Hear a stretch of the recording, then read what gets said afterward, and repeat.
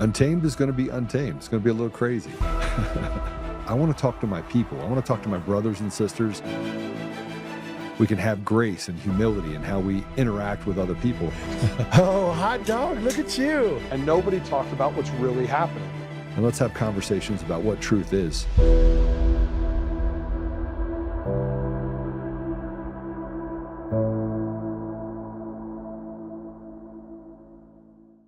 See, as the Bible says that when the enemy comes in like a flood, that the Lord will lift up a standard against him. And how many know that God is still lifting up a standard against the enemy? Come on now, if you believe that Jesus' name is lifted up, put your hands together and give them great God for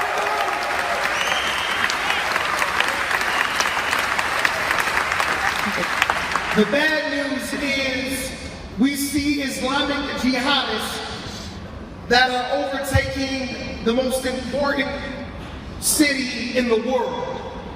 We've seen Zohran Mamdani put his hand on the Quran and dedicate New York to a false god. That's the bad news.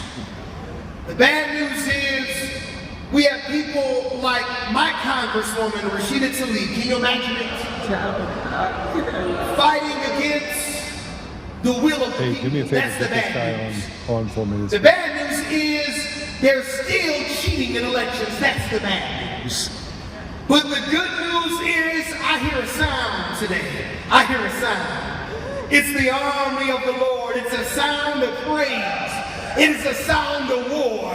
How many know the army of the Lord is still marching on? If you want to be a part of that army, come on now.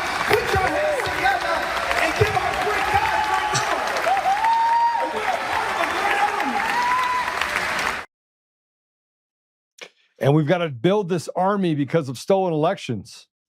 That's how Mamdani actually got into his seat. Good morning.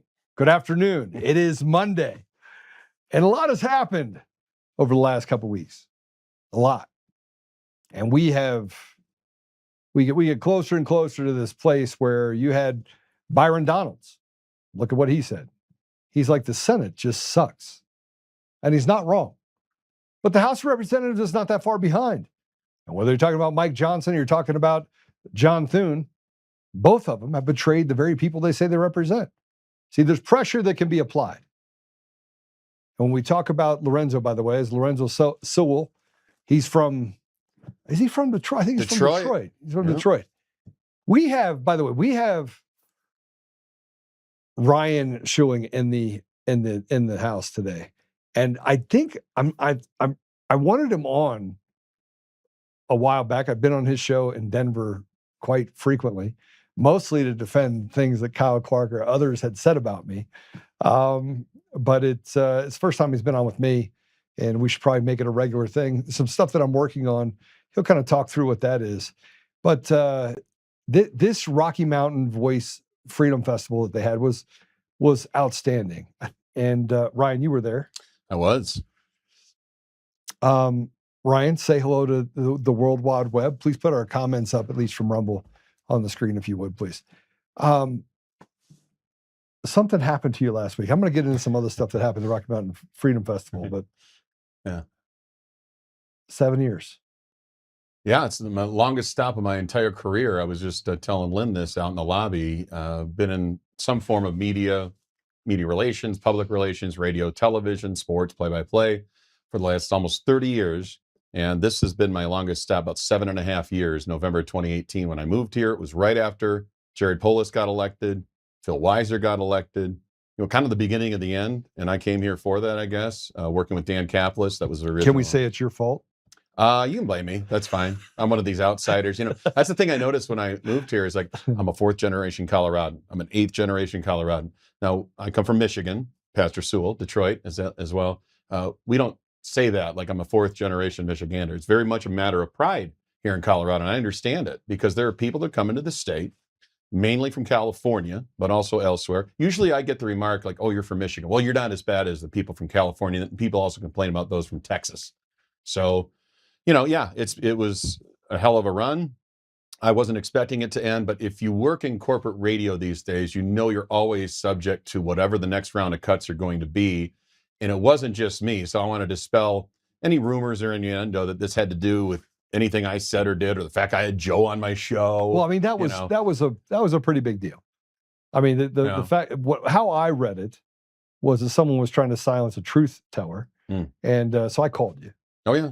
And actually, first I sent you a text that said, "Bro." Bro. I was like, we got to figure this out. Like, what's going on here? Yeah.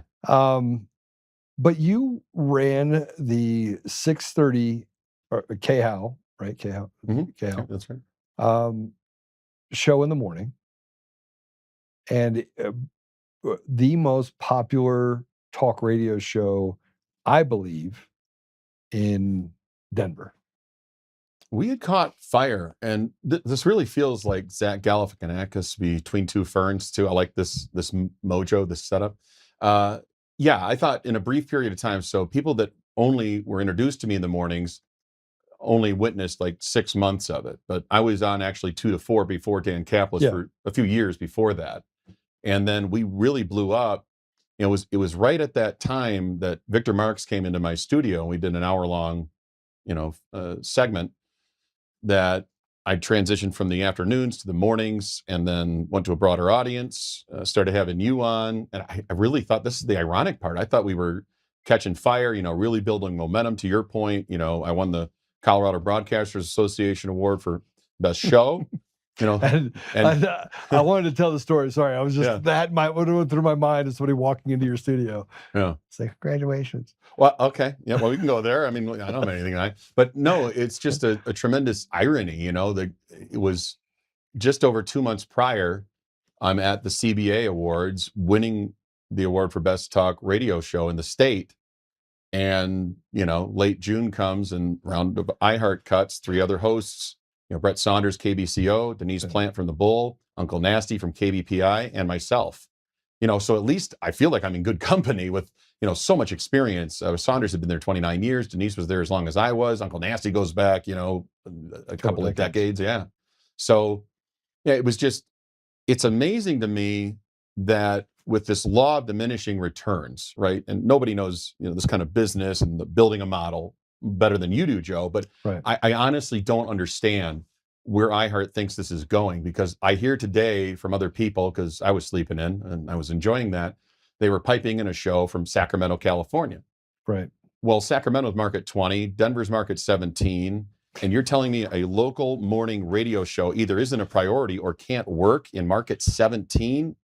What are you even doing at that point? That's my big question for iHeart. Well, I mean, and it was, I'll tell you what someone else told me this morning. Mm-hmm. Joe, this is painful to the ears. Well, so I went back and listened to it a little bit. It's painful to the ears. Well, it has nothing to do with Denver, and it's not these guys' fault. And Peter Boyles, who's a mentor of mine, I was talking to him, and he was incredulous because he tuned in for a bit that they didn't even introduce the new listeners from Denver. So I don't even know if they know they're on the air in Denver, or if anybody told them that they're going to be piped into Denver. So they're maybe none the wiser, and they're not going to talk about topics that are relevant to a Denver audience. And again, like I said, Denver is a number 17 Nielsen market.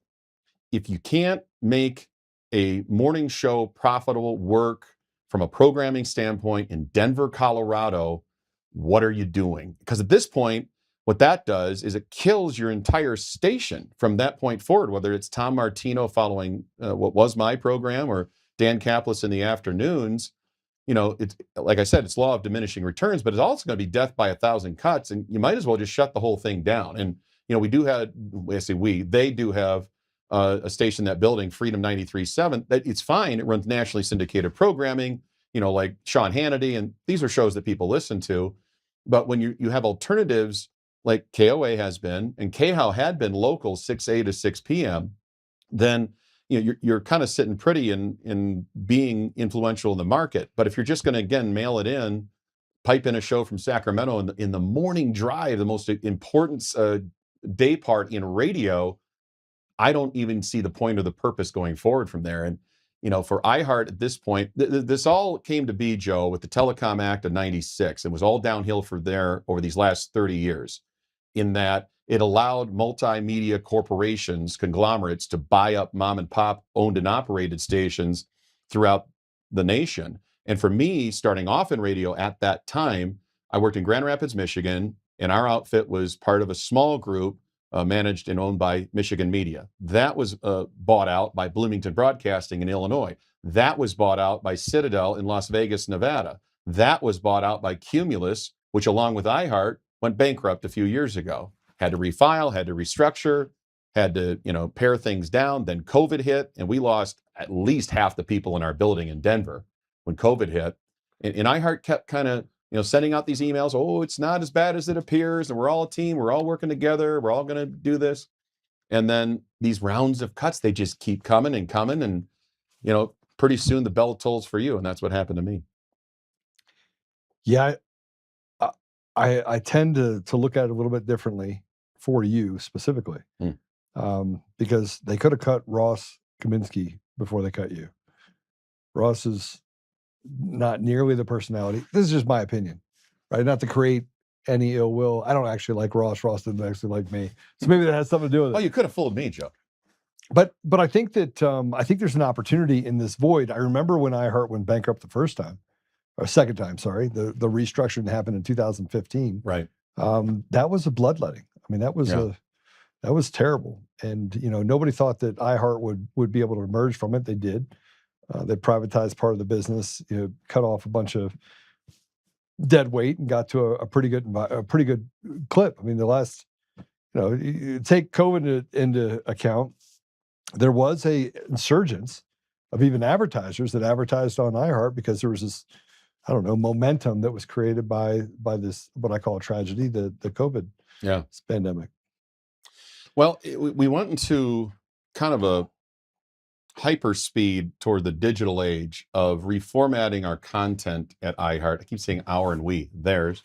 It's still fresh, I guess, but in terms of posting online podcasts, driving people toward those platforms, the iHeart platform in particular, which is the biggest in the world, iHeart's digital platform. I think the challenge therein, though, and our sales staff works so hard, and I've heard from so many of my coworkers from that side of the building that have been so supportive in the wake of this. Nobody wanted this to happen locally that I'm aware of, but driving advertisers to a mindset of buying digital ads, so they would appear in a podcast. It's not the same, oh, I heard my ad at 10:37 a.m. live over the air on the radio. Well, people aren't listening that way anymore. You and I are about the same exact age, Joe. Yeah. And we grew up in a much different time.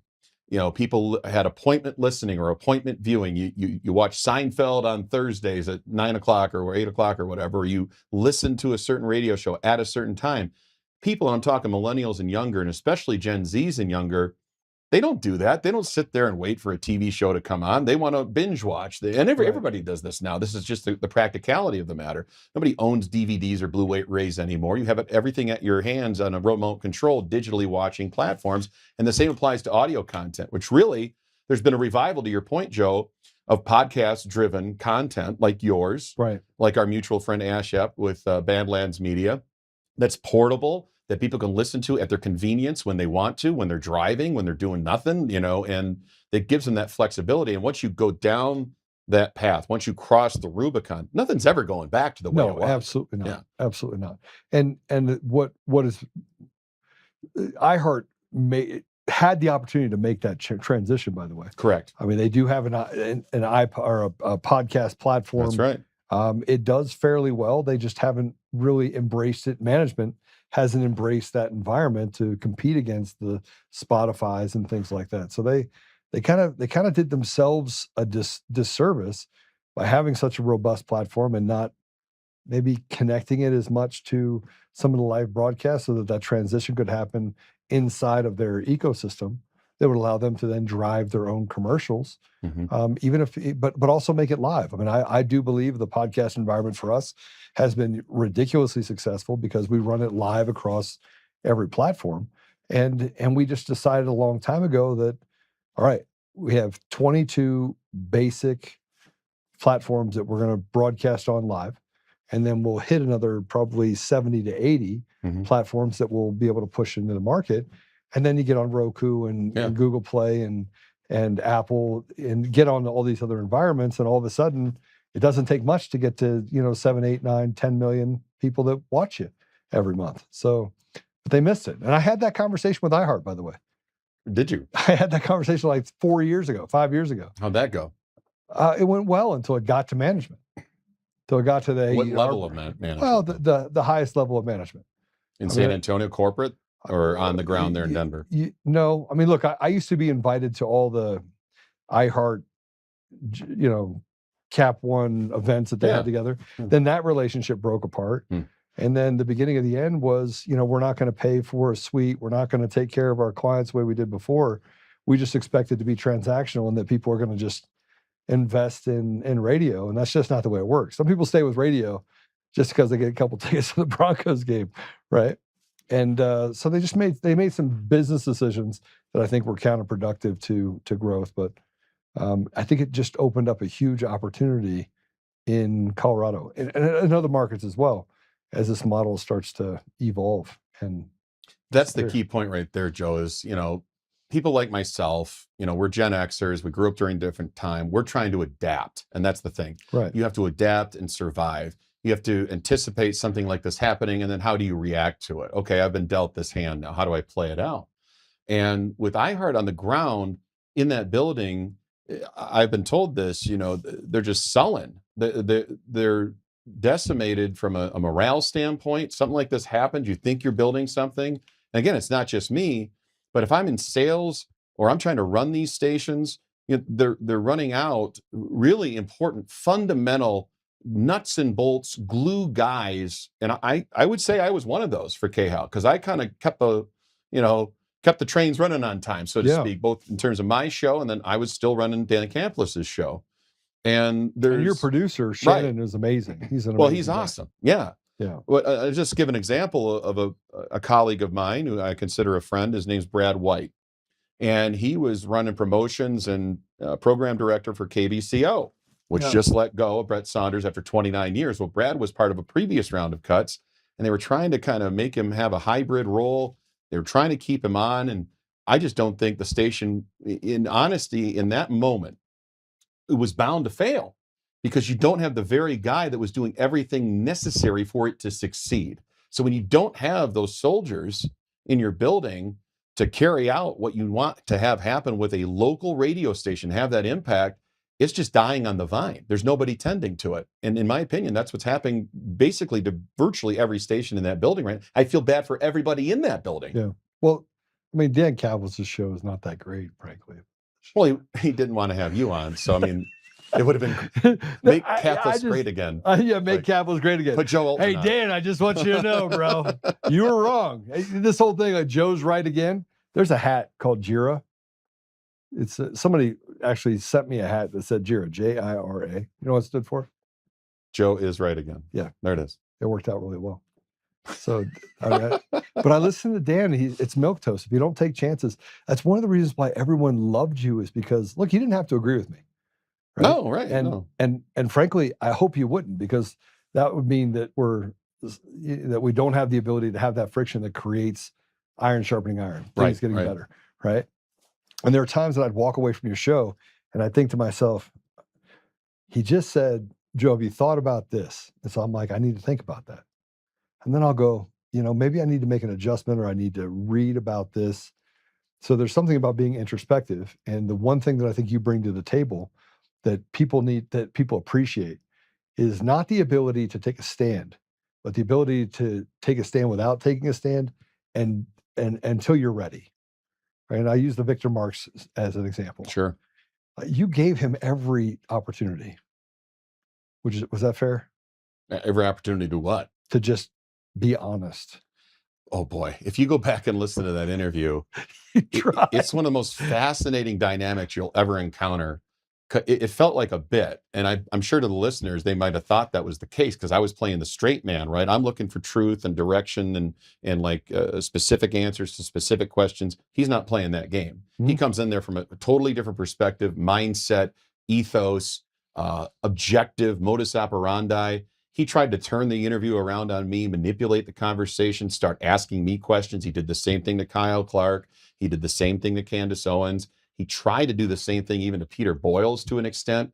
He has to control the environment. He has to control the conversation, the tone, the tenor, direction of it. and I wasn't half in it, and that's fine, and it makes for great radio.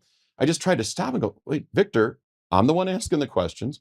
You're the one providing the answers. You might not like the questions, that's fine. But I just compare this to an example you just gave, and that's yourself. You come in and I have you on, and there's other hosts who won't have you on, and I don't understand that. Because Joe Oltmann, no matter what you think of him, ratings. He's newsworthy. Okay, well, yeah, good for ratings. Good. But really honestly, good for ratings. That part of it never crossed my mind. Does he make for interesting, compelling conversation and content? Answer, yes.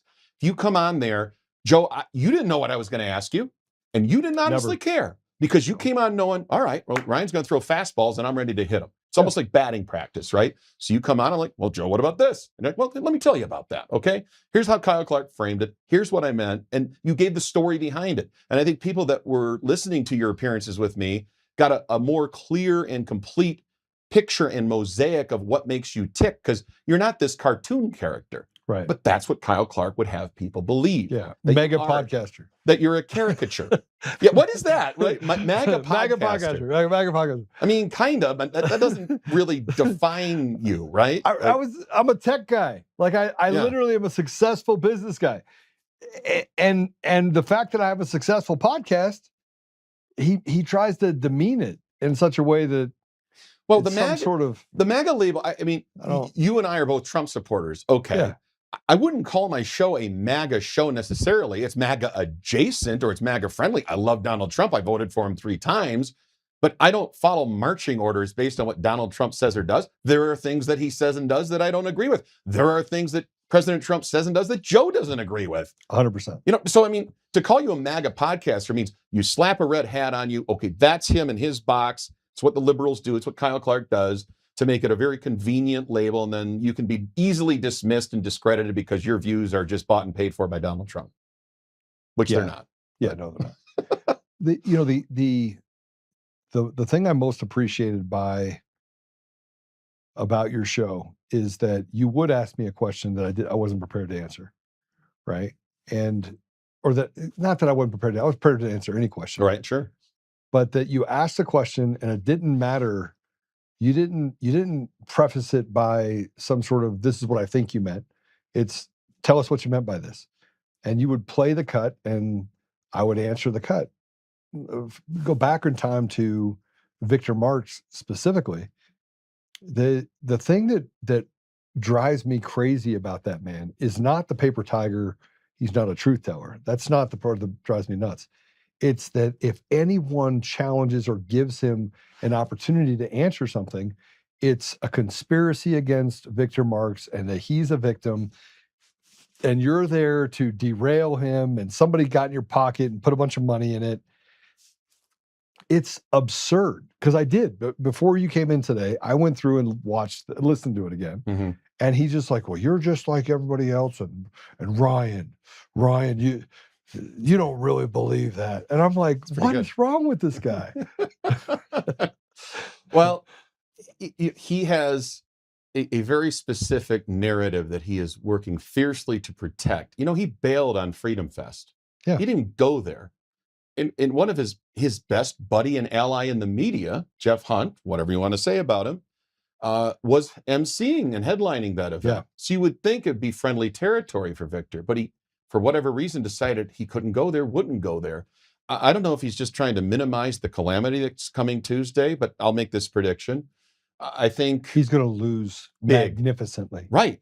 Magnificently. Yeah. Let me just tell you about what's going to happen to Victor Marx. Go ahead. There's a thing that you're able to do. There's a thing that you're able to measure, right? And you can measure enthusiasm.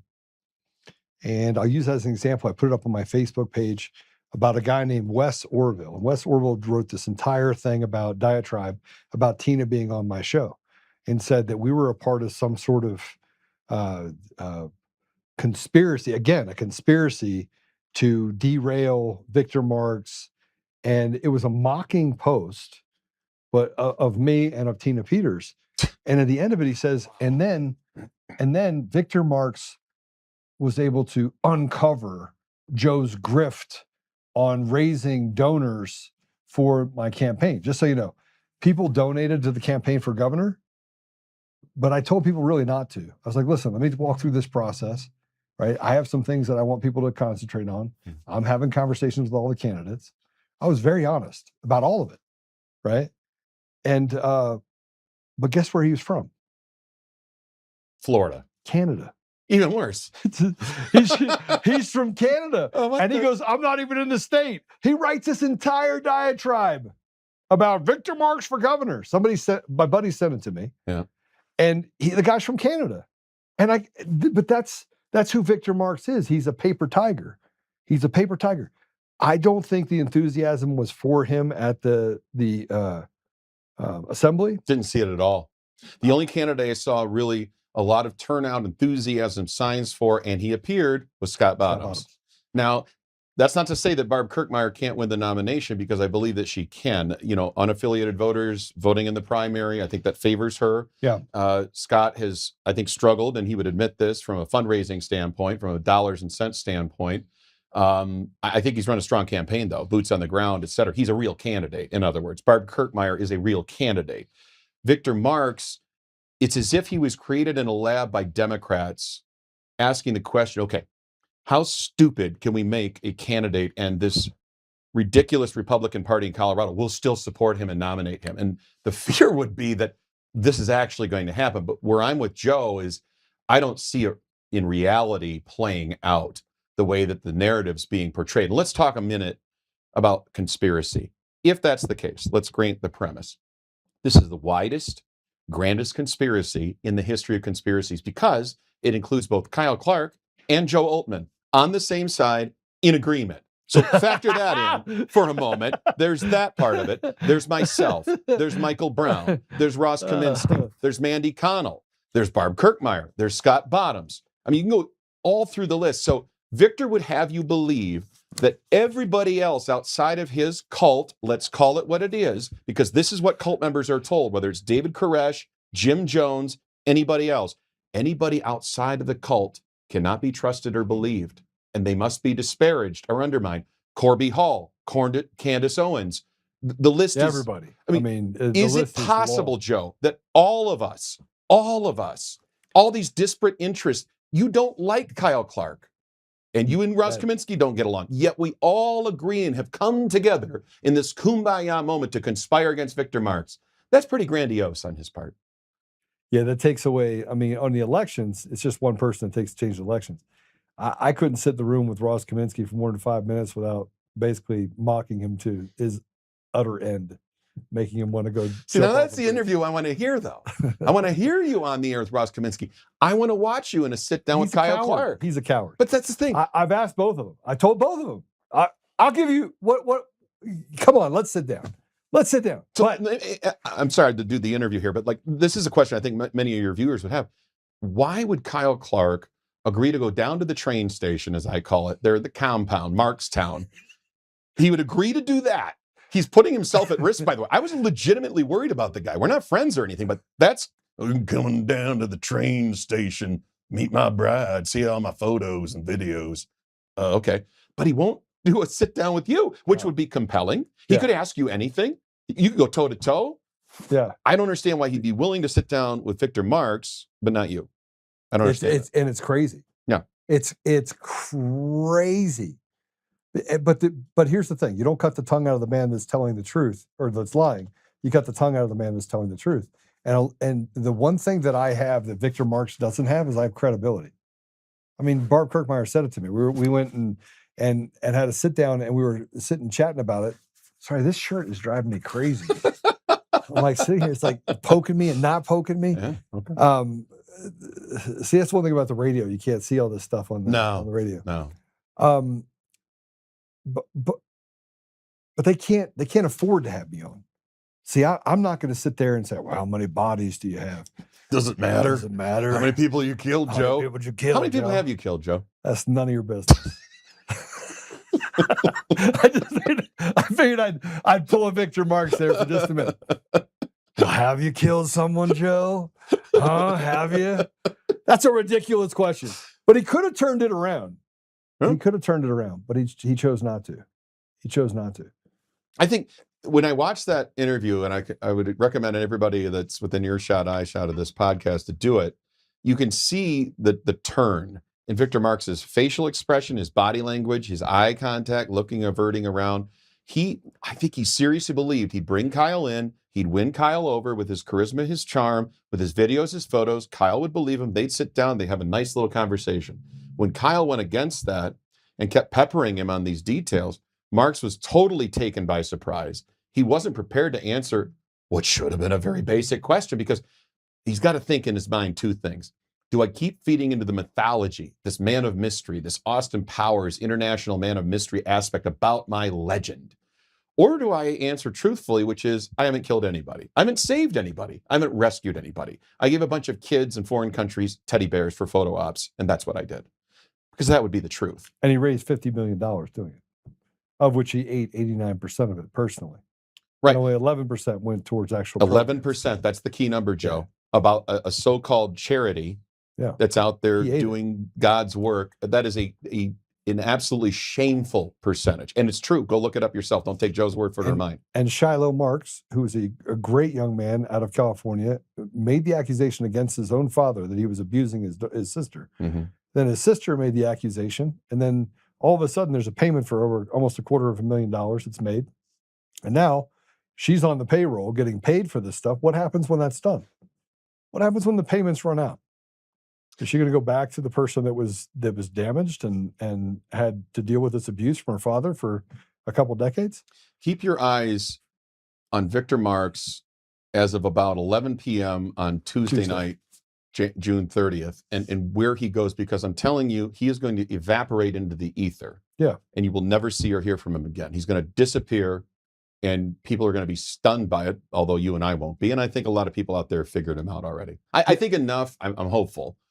We could talk about elections, their veracity, all that, but I just don't see it being possible. What's the old saying? You can feel some of the people all the time and all the people some of the time, but you can't fool all the people all of the time. Right. I don't think Victor Marx still can fool enough people at the level that he needs to win this primary election or even have a remote chance of doing that. There has not been, Joe, we've looked at this, whether you look at the Smurf fundraising, the lack of participation in a real ground game, of winning hearts and minds, of going to forums, of showing up at debates, of going to the Rocky Mountain Voice Freedom Fest, of doing things like that. He has preached to the choir, literally, through Brave Church and other congregations. He has a narrowing and dwindling base of support. He is grifting as much money, my opinion, as he can from the true believers who have drank the Kool-Aid and believe anything he says, and there's nothing he could say that would dissuade them from supporting him.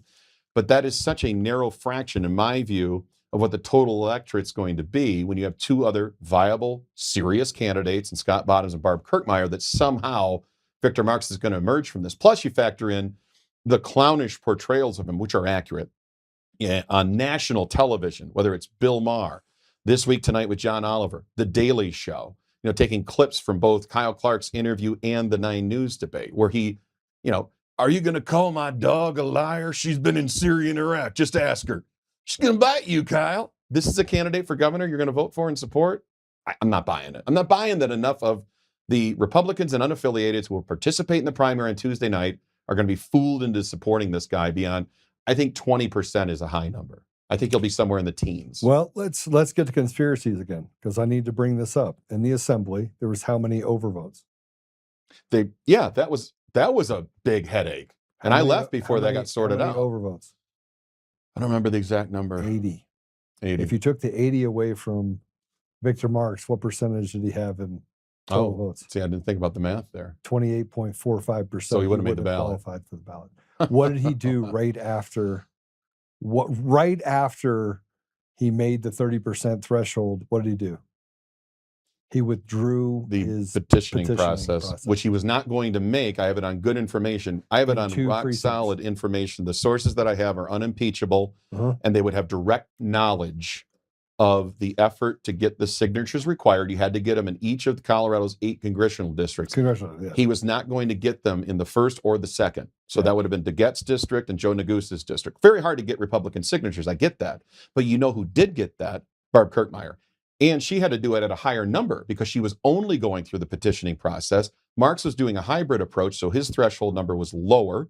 Then he either had to do that or get the 30% of the assembly. So any measure you look at outside of the Smurfed fundraising numbers, which the burn rate was incredible in terms of what he was spending out and what he was spending it on, he didn't get the petitions to get on. He goes to the assembly, barely crosses the finish line there. You talk about the overvotes. Scott Bottoms wins the assembly handily. Hands down. Yeah, hands down. And I saw there were Mark supporters there. Yeah. And they were significant, but Bottoms clearly won the day. So whether it was petitioning on, Kirkmeyer got that done. Whether it was winning at the assembly, Bottoms got that done. There is no metric or measure by which Victor Marx is winning this race. So when people out there in the mainstream media are trotting him out as front runner, keep a careful eye on that because they want him to be. That's a Kyle Clark. That's a Democratic National Committee. That's a Michael Bennett. That's a Phil Weiser. And they're talking about it. They're talking about that needs to be the candidate. They want to speak into it in existence, manifest it. Yeah. And the fact that they're giving him positive feedback right now, Denver Post ran a positive article on him, Gazette ran a semi-positive, is that they want that. And the Gazette's owned by the Anschutz, which supports Bob Kirkmeyer. So the whole thing is this huge op, right? And feels like, well, that's what I was thinking. Like, this guy's got to be an op, but it's even more than that. I mean, this is like a horrible script in Hollywood that would never be made into a movie because it's that unbelievable. Yeah. So that brings me to the Republican Party.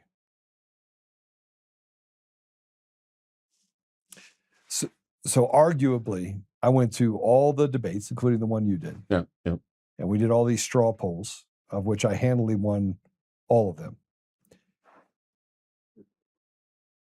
I jumped out of the governor's race to get in the state chair's race because I knew I could fix it, right? Mm-hmm. The one thing that is missing right now, if you were to look at it across the board with Scott Bottoms and Kirkmeyer and is that the state GOP has no foothold in this state. Just elected a new leader for the GOP. Craig Steiner, yeah. Craig Steiner. And they raise $3,000. And I saw that. I was told that in June, no, it's $3,000. And two of the people that donated in May asked for their money back when I didn't make chair. But or withdrew their support. The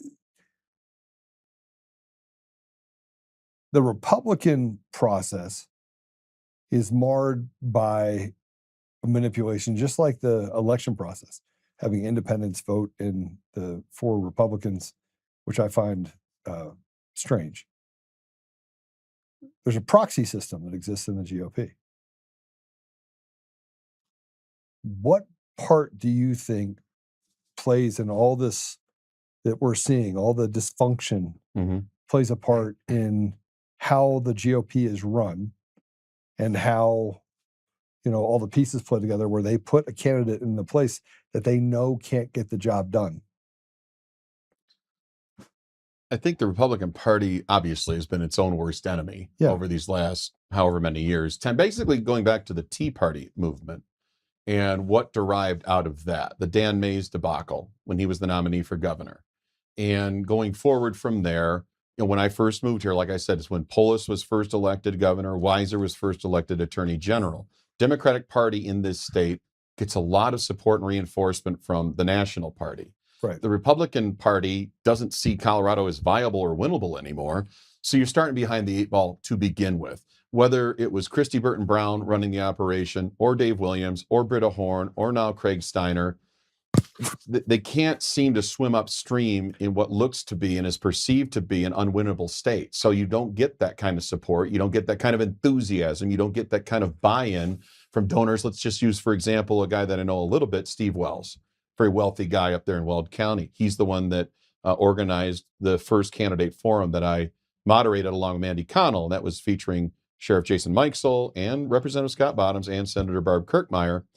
But I have to believe that in his shoes, why would I keep spending my money betting on these horses that are bound to lose? So this is where it was just my opinion, and I didn't take this stance during the race for state chair because I want to be fair to all the candidates and have them on and what have you. But I believed in Joe in the sense, and I called you this, the Dark Knight, and that you might not be the hero we think we deserve, but you're the hero we need right now. And you're the guy that was going to go in there, bull in a china shop, knock some stuff around. Wreck-It Ralph. And Wreck-It Ralph, yeah, which is one of my favorite animated movies of recent history. Yeah, it's very good. But I think the chaos agent that is Joe Oltmann made so much sense to me because of what the end game focus would have been, which is you're there to get a job done, and you're there to get your hands dirty a little bit, and you're not afraid to do it.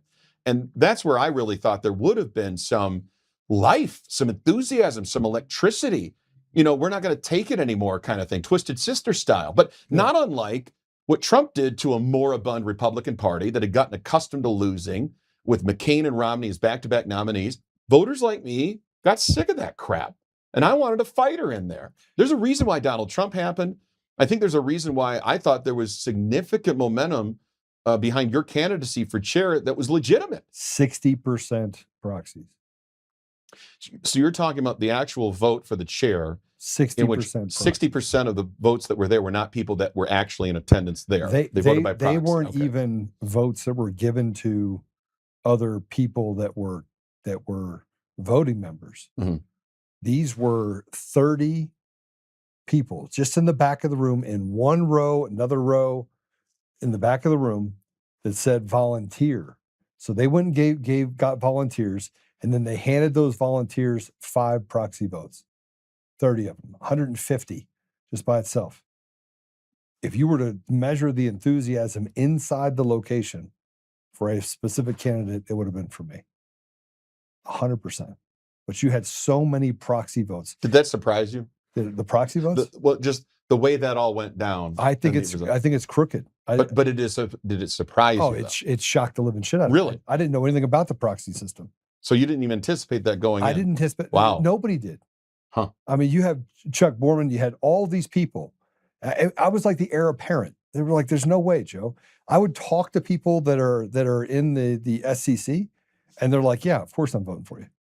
And then, I had some people that said, Joe, you had a misstep when you stood up for Adam Dorito. And I'm thinking to myself, you guys create narratives and you don't double check your math.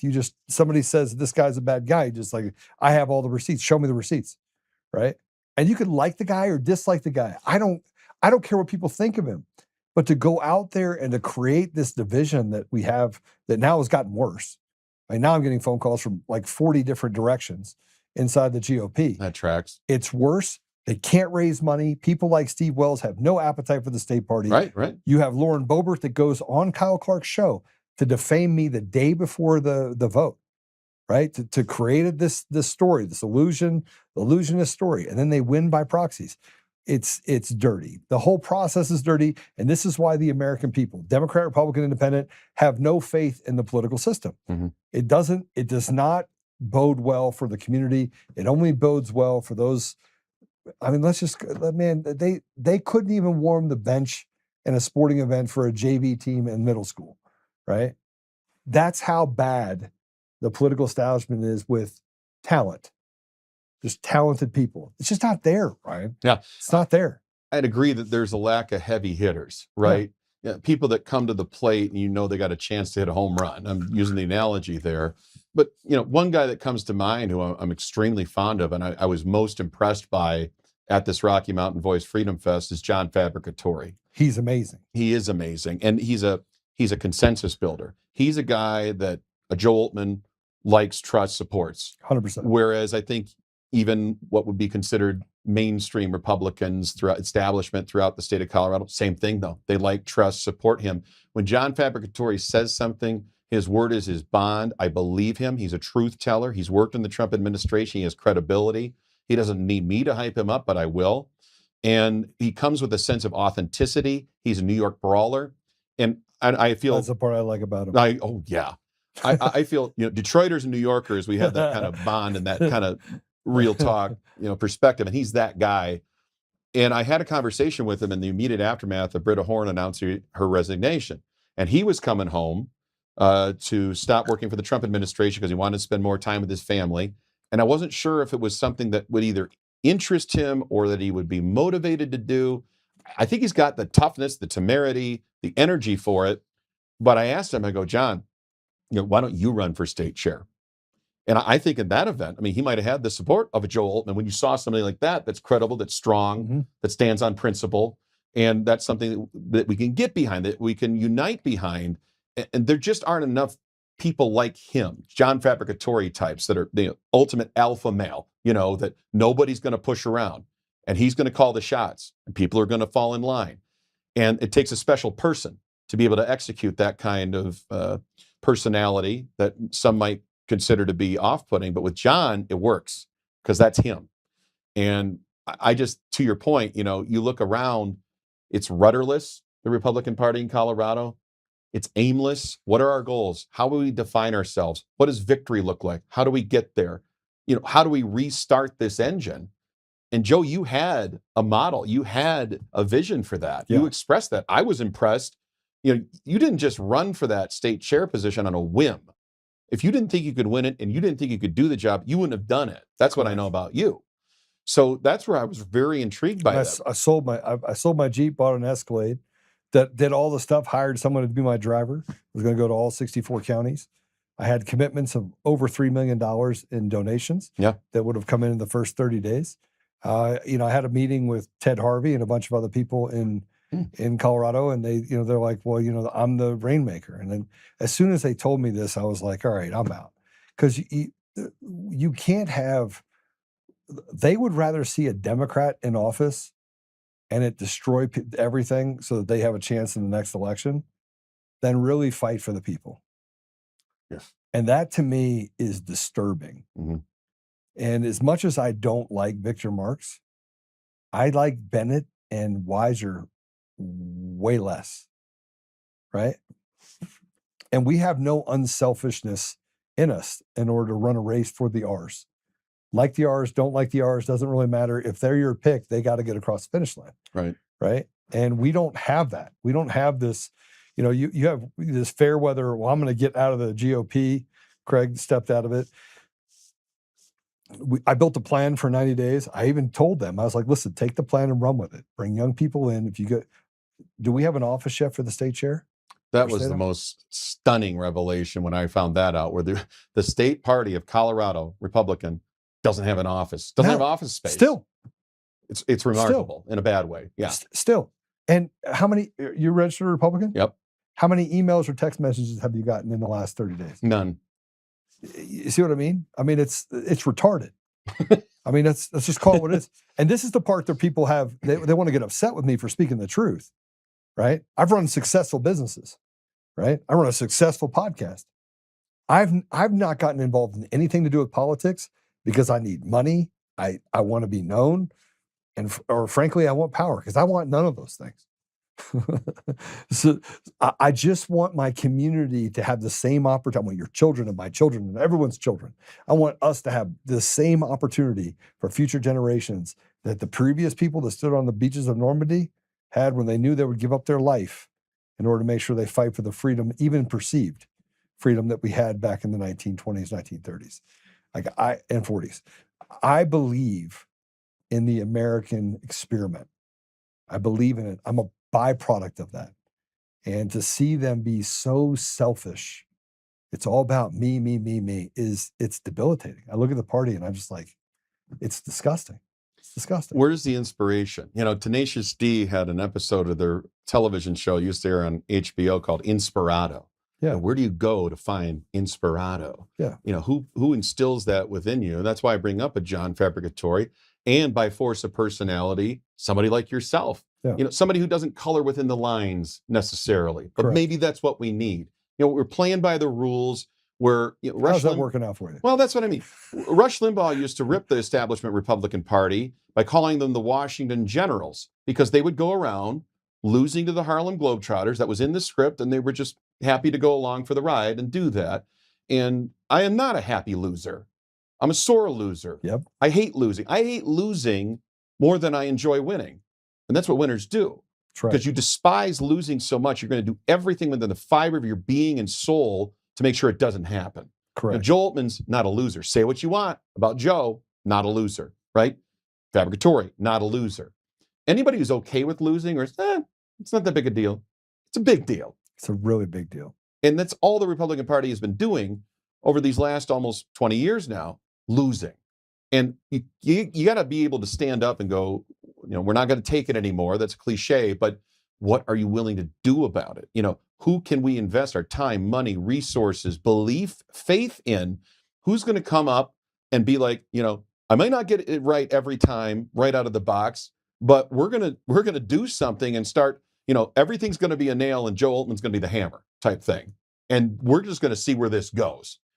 I just wish there would have been more people willing to take that chance, because I think the way that we've been doing it, I say we as Republicans in Colorado, isn't working. So you might as well go full throttle and say all bets are off. Yeah, right. I mean, it was a 9-month, and here's the part that blew my mind. It was a 9-month audition to a 2-year audition.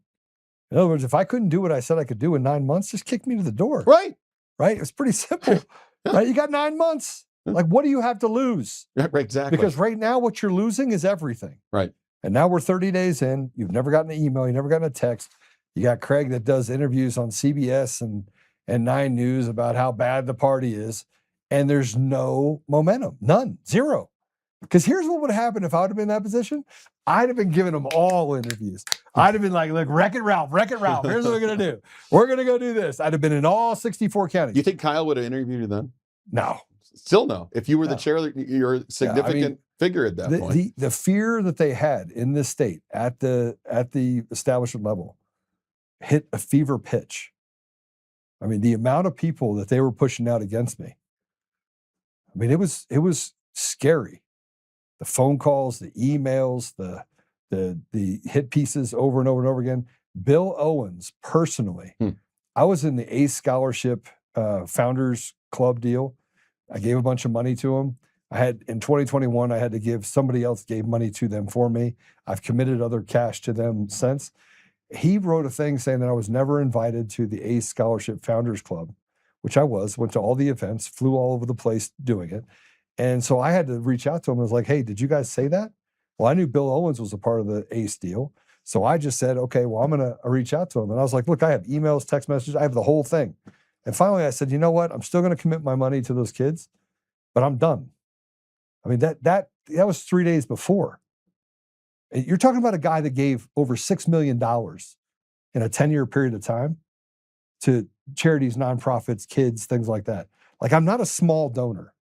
Right. But for the guy that never talks about how much money he gave, that's a lot of money. Would you agree? $6 million is a lot of money? It's significant, more than I'll ever see. But my point is that I've never had to talk about any of that stuff. And then when I do, you have pieces of shit like Bill Owens, sorry, that's my opinion, not yours, that have been a large part of the political establishment screwing up this state to the benefit of people like Anschutz. That's his boy. Right? And Anschutz doesn't care who's a Democrat or Republican in office. That guy just wants to be able to make more money. The one thing that billionaires are afraid of is what? Losing their billions. Yeah. Right?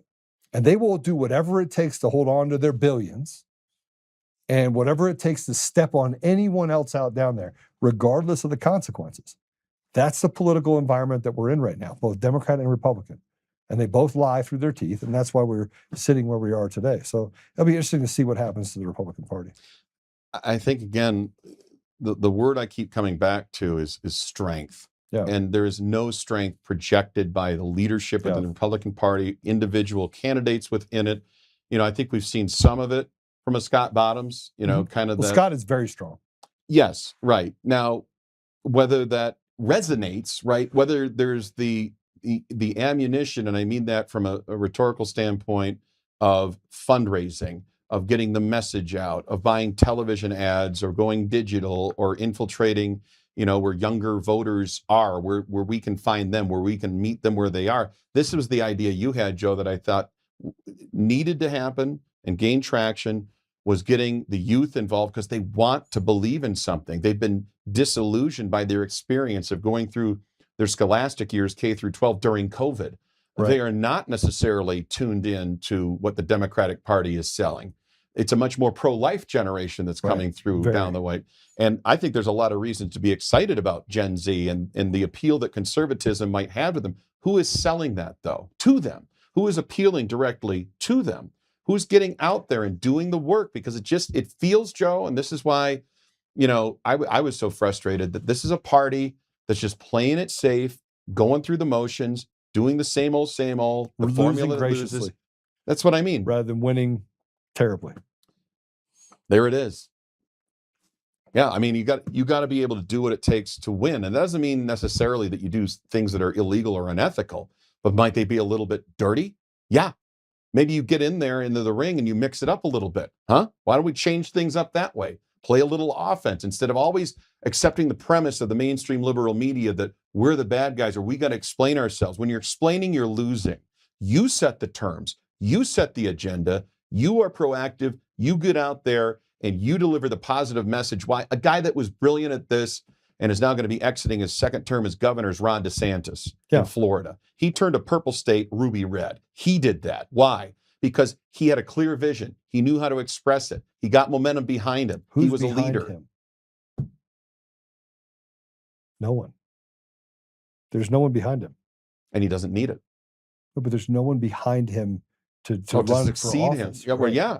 No, that's a sad thing. This is a like very, who follows him, yeah. This is a tough thing to look at right now. Super tough.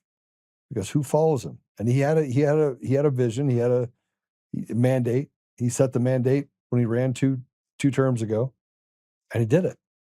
He did exactly what he said he would do. Yeah. Short of getting rid of property tax, which frankly has to get done. He lowered his budget by 38%. 38%. He cut his budget during the COVID years. He did not expand it. And it's ruby red. He went in there and he threw punches. He took risks, political risks, and standing on principle for what he believed. A lot of people, I can't, clutching their pearls. I can't believe he would do that. I can't believe he would redistrict the congressional map in Florida. Well, he did it and he got it done. And will of the people supported him to the point where, he won re-election in a blowout. And he's the one that helped turn Miami-Dade County red for Donald Trump. Yes. DeSantis deserves. But they also got rid of machines and some of the machine mechanics behind how the elections were run in Florida. Well, that came out of the 2000 election fiasco debacle, the hanging chads, Bush v. Gore, all of that. It was an embarrassment. And you're right, Florida did what we should be doing here in Colorado, reformulated their entire process. We know who wins in Florida that night. Florida has about 3 times the population of Colorado. Yes. Almost. If they can do it and process those votes and get them counted accurately, fully, and we know who's won that night, what's happening. Well, California is a lost cause, but Colorado is too. I mean, in a lot of ways along those lines, the all mail-in balloting, it is something that when I first moved here shocked me, because in Michigan, we have voter precincts. They're at schools, they're at churches, there are volunteers, you show your ID. It's a small area, it's all over the state. Most of them are walking distances for everybody. And you show your ID, you get your ballot, you vote your ballot, you put the ballot in a machine, you have change in custody of that ballot the entire time. That's the opposite of the case here in Colorado. We're leaving so many things to chance and assuming everything went according to plan. Like Dr. Evil when he left Austin Powers with the laser beam sharks. You're just going to assume it goes according to plan rather than, have paper ballot, hand counting, humans in the process, every step of the process. And this is where it was a fascinating presentation that Mark Cook gave. Yeah, who's brilliant. He's a genius at the Rocky Mountain Voice Freedom Fest. And the gasps from the crowd, Joe, had you have been there, where people's eyes were open to what is happening here. How easy is it to access these machines? The very thing that Tina Peters was looking to uncover with what she was investigating, things that you have warned about personally as well. Is that the first time you've seen Mark Cook in action? His presentation, yes. He's been on my show several times. Yeah. And, he brings the receipts. It's not just conjecture or theory, coming out of him.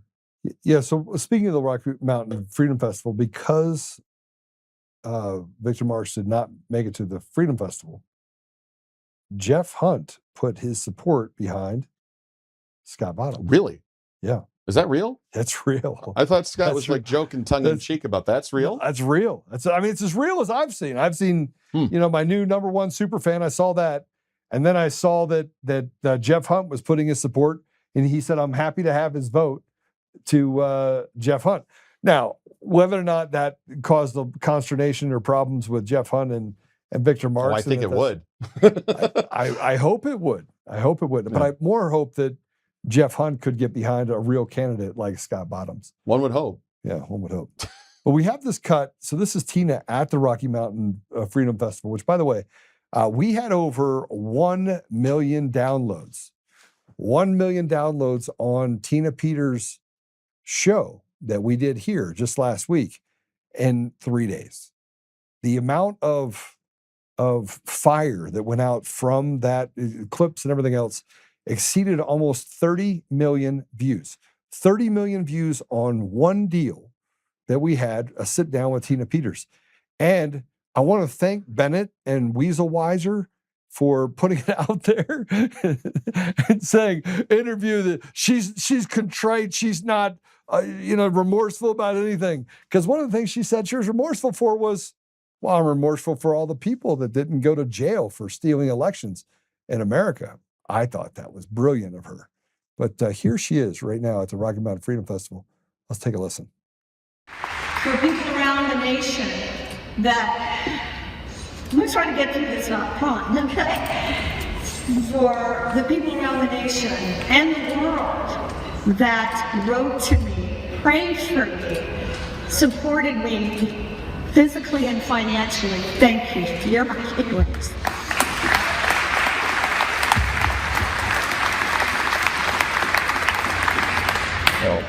We can do this. We are doing it. You know, when I was running for Secretary of State and Jim Griswold cheated the election, and then she cheated the recount. You know, the law said back then that you're supposed to use voter verified paper ballots. Everybody knows what that is, right? That's the ones you actually fill out and say you register your vote, and she didn't do that. She has released passwords far and above anything that a partial password that I was accused of. She has done 400, there was just a lawsuit filed by Peter Berninger, the 488,000 Hava. It's how much more proof do we need to put out there? And you heard Mark Cook. Mark Cook and I have been together since the beginning. She mentioned Mark Cook. Mm-hmm. But so tell me about the festival. I needed to take some time off. Obviously, I had some stuff going on. But I heard it was fire. A lot of people there. Tremendous turnout. And I have to give Heidi Ganahl credit, Rocky Mountain Voice, pulling that all together, all the moving pieces and parts to get Greg Gutfeld to come in. He was fantastic.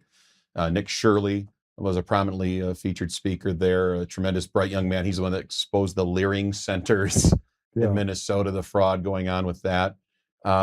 J.D. Vance's mom was there. She was a big hit. Lara Logan was there. She was straight fire, closing out day one. Tremendous event, front to back, tremendous turnout. I mean, that place was packed. And that was even middle of the day, Tina, when she was talking, there was a significant amount of people there participating, enthusiastic, kind of a who's who of Colorado Republican politics. A lot of the names that you would know were featured there. And yeah, I thought it was a great event, well run, well organized, and a lot of fun. A lot of people had a really good time. I was going to show up, but I figured that it would create more controversy. And I think one of the things I was trying to do is allow for the event to speak for itself, have Nick and have everybody else come through. And so I did have dinner with Lara Logan on Thursday before the event, and sat down and just was able to spend some time with Tina as well. But did you get the feeling that people that were there knew about the stealing of elections, or was it new to some of them? Do you think there was any sort of minds that were changed? How do you feel? How do you feel like it took on its own flavor towards convincing people in Colorado that this is what has been going on for a long time? I think you're right that there were a lot of people in attendance that may have been hearing about this issue in that level of detail for the first time. Mark Cook, like I said, drew audible gasps from the crowd when he kind of gave a demonstration of how he was able to infiltrate, the voting mechanisms and switch votes, switch them back, and that Tina touched on it too, that the passwords that were out there that Jenna Griswold was responsible for, yet she's never been held accountable for it. So for a federal crime. which would be, right? Mhm. And so, yeah, I think people have had a general disposition, I think, in our party. Let's say they're not outright saying elections are stolen, but that there's something not right about it, something that doesn't add up. All the mail-in voting, all the ballot harvesting, the turnout by Democrats being so robust, and how do you account for that? And Mark Cook, who is a Colorado native, I might add, Yeah. so he's got a lot of experience and knowledge about what goes on here and what has changed since we went to the all mail-in voting and balloting process. It's an issue that I've spoken about with our mutual friend Ash Epp about, who counts the votes and how are those votes counted, and the mail-in voting, that the accessibility of that is given priority over the legitimacy, the validity of each and every vote, which should be sacred. My vote should count once and only once, but it should be counted, and it shouldn't be canceled out by the vote of an illegal alien or a dead person or somebody voting from out of state or somebody that's voting twice. That disenfranchises me. That disenfranchises you.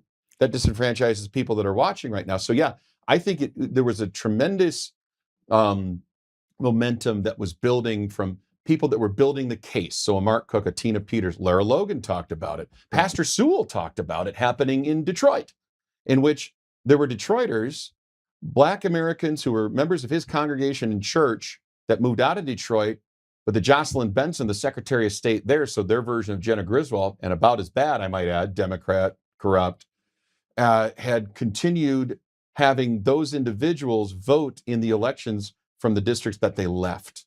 So they were no longer there. They were no longer residing there. Cleaning the voter rolls. This should be something everybody agrees on, but Jenna Griswold won't give that access to the federal government. Why not? Oh, we want to protect their identities. So much so that you left the passwords open and available for 6 months, was it? Yeah, to the general public. On the site itself. On the website itself. So spare me with that. But you have to put it on the website for it to be there. That's what people don't understand. You don't just make a mistake that, hey, it made it accessible. You put it there for a reason. Even if, somebody that's in a position like Jenna Griswold should be welcoming to any kind of daylight shined upon the process behind the scenes. Go ahead, take a look at everything we've got. We're doing things on the level. Everything's legitimate. But no, she offers resistance and use the paper thin excuse of we got to protect people's identities. Well, that's what you should be doing in the first place. And anyway, she's not doing that. So Heidi Ganahl's one that has come into this view, I think evolved in it from the time she ran for governor, and she witnessed what happened firsthand. I tried to tell her in 2022. Right.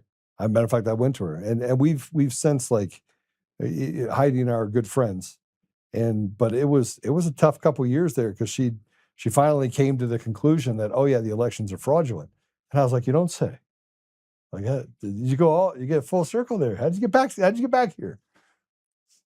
Well, the only way to restore integrity to our elections here in Colorado is something that it's not going to happen, because the very people who would need to make it happen that are voted in, I mean, it's an endless cycle. The Democrats that hold power, they're not going to change the system that benefits them. But neither would the Republicans, because the Republicans are making money on the back end of that as well.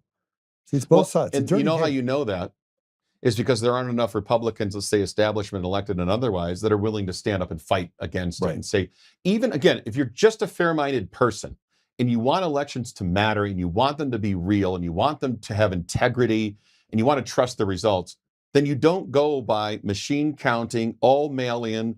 There should be only requested ballots for our military, for our elderly that want an absentee ballot. It's how it's always been done. And since our founding, the counting of elections by hand, paper ballots, tangible paper ballots, in person voting, by and large, should be the standard, should be the norm. But to get to that level of reform, we've got to vote the very people out of office that would stand to protect it in its system, in its place. So how do you crack within that veneer? I don't know the answer to that. So I want to say that you said that I'm disenfranchised. I would take it a step further. I would say they're taking something that never was theirs to take, and that is institutional slavery. When you steal elections, that means you're subverting the will of the people. You're actually committing the slave trade. You're making everyone in the country a slave to an idea, to an ideology, to an outcome.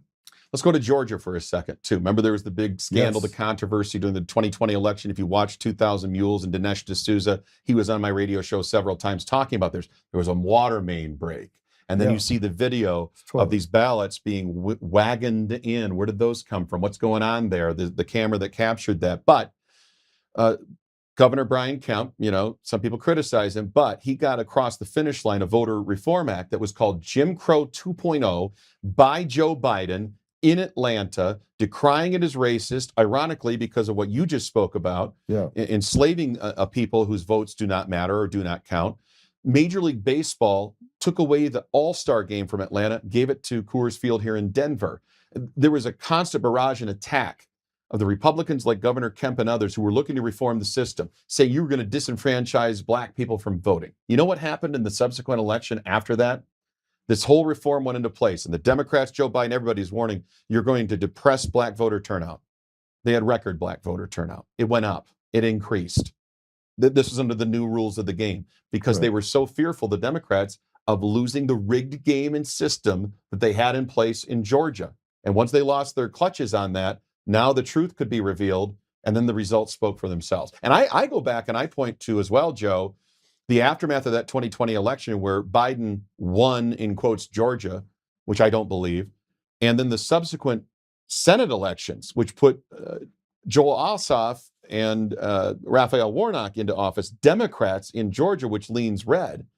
And that same voting system was in place for that subsequent election, which took place in January. And I called the election. I called the election before the election. I told them how they were going to steal it. I went to Washington, presented a plan, met with Pompeo's counsel, put the model in front of them. The model was in front of them on Jan 4. The election was on Jan 5 at night. They're like, oh, that's a nice theory. I guess it's not a theory. It's what's going to happen. Like, this is literally what's going to happen. You're talking about in the Georgia Senate election. The Georgia Senate runoff. Right. I go, the system's going to come down. It's going to come back up. Here's how it's going to happen. The Republicans are going to win. The system's going to come down. It's going to come back up, and Democrats are going to win. And they're going to win by half a point. And what did they do? They won by just over the available margin in order to make sure that they both could win. I mean, it is. I shouldn't have been able to predict it. The system was rigged. I predicted it down to percentages. Right, and how it was going to happen.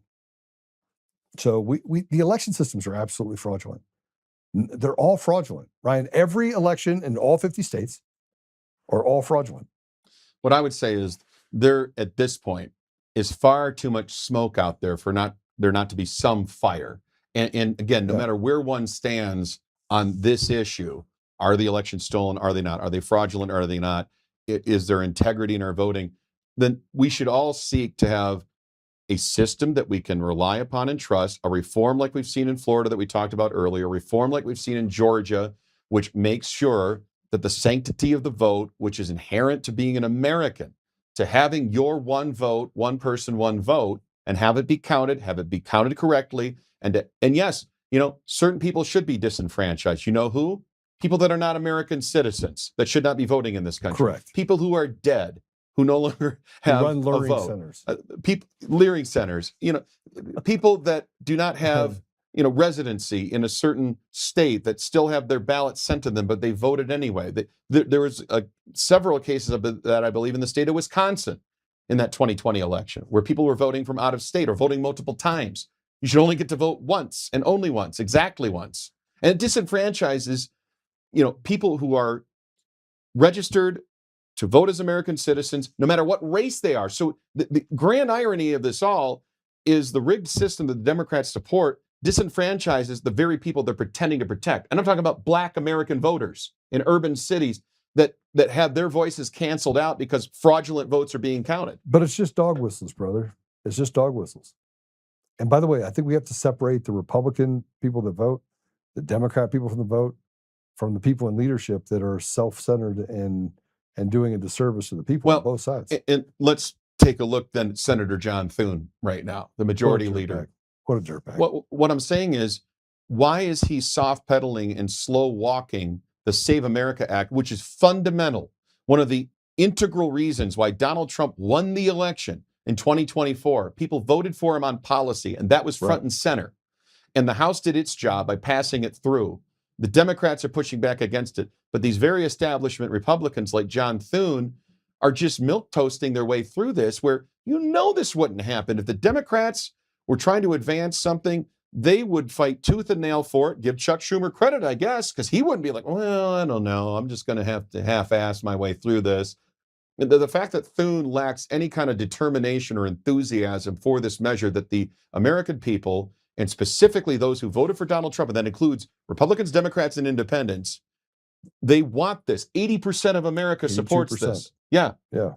Then why is this not top priority? But they can't get it done because the American people want it. That's why it can't get done. It can't get done. And keep in mind that the reason why Republicans and Democrats alike are in the position they're in and are the candidate or the leader that we have at the federal, state, and local level, it's because they were wanted by them.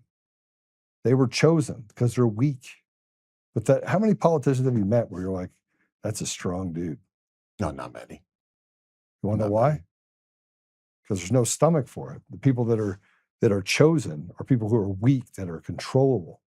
The system favors those that can be controlled, that can be manipulated. 100% agree with that. And so strong people, President Trump was an anomaly because he was so, look, you can say whatever you want about me.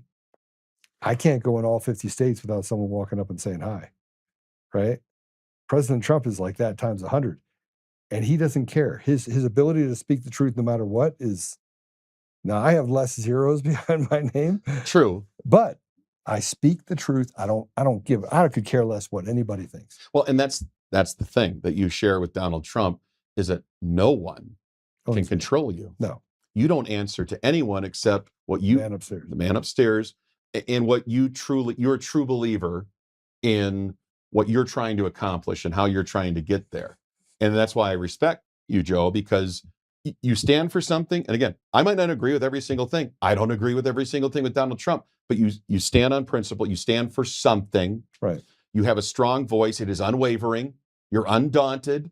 You put your face right in the fan. Right. You take on all comers. That's Donald Trump. And just briefly to go back to Victor Marx for a second, because I think he's the antithesis of that. I don't believe he stands for anything. I think he's this nebulous, malleable creature that's trying to fit into a pretend version of what a candidate would be. He's not a real person. Donald Trump is authentic, and he's a brawler, and he goes into every arena. Doesn't matter what the odds are. Doesn't matter if the deck is stacked against him, when it almost always is. Doesn't matter if it's a hostile media member. He'll sit down. You're a nasty person. You're a nasty person. You're so nasty. And he gives 0 Fs. And this was the very thing, we're told two different things, right? He's Putin's puppet, Russia collusion. He's under the thumb. He's not. And that's the very thing that the Democrats left fear the most about him, is he only answers to the American people who elected him. That's it. There's nobody pulling the strings on Donald Trump. And he's been criticized for that. So the left, people that don't like Trump deranged, the never Trumpers that are so-called Republicans, they're not really, though. They're not. You got to pick one lane here. Either he's a madman who does whatever the blank he wants and answers to nobody and cannot be controlled, and that's scary. Okay. Or he's this puppet and he answers to the likes of Vladimir Putin or Xi Jinping, and he's under the thumb of these foreign dictators. He's none the wiser because of it. He's pushed around by Netanyahu.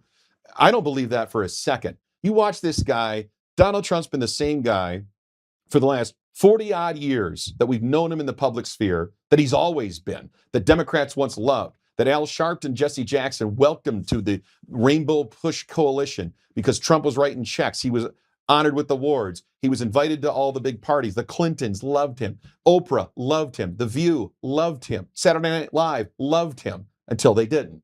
And who changed? Not Donald Trump. They changed. So, Donald Trump he took a stand for the people. Right. And he did it authentically. Yeah. And so when you ask that question, have you met a politician that has that strength? I haven't met Donald Trump. I wish I would get the chance one day, but he's one. And there's a handful of others. You might be able to count them on one hand. That's a principled person that I believe in. I mean, in Congress or wherever else. Scott Bottoms. He's an authentic individual. Right. I've met Scott. I've attended his church. I've talked to him both on and off the record. I've talked to his wife, Linda, who's wonderful. They're a terrific couple. They're a great family. Scott is cut from a certain cloth that you know who he is and you know where he stands. And again, he may say things that seem outlandish, or you're like, oh, Scott, I don't know about that one. It was funny though. But it's authentically him, yeah. right? And so I respect people more like that are just going to be a typical politician and say what they think people want to hear and play to that. Well, who are you really? You know, and that is where I will give Scott immense credit. And he's there. He shows up. He was at the Rocky Mountain Voice Freedom Fest. He was meeting with people, talking to everybody. And people that support him, one, I think they support him for the right reasons. Two, I think they believe the same things that I do about him. Right. And three, they're enthusiastic about him because of those things. And you see that enthusiasm play out. I have no idea what's going to happen Tuesday night, other than I think Victor Marx will underperform and be exposed for the clown that he is. But the Scott Bottoms campaign is interesting in that it is total grassroots muscle. It's boots on the ground. It's doing the work. It's going where people are. And he hasn't done it on a very big budget. But it's been fascinating to watch. Well, I'll tell you what, if he's the candidate, if he wins, I will go and start collecting checks for him, for sure. Yeah. And I said that the Republican Party could have it. Like I was done. I gave him one chance, and I was done. But I will definitely do the stumping for Scott Bottoms.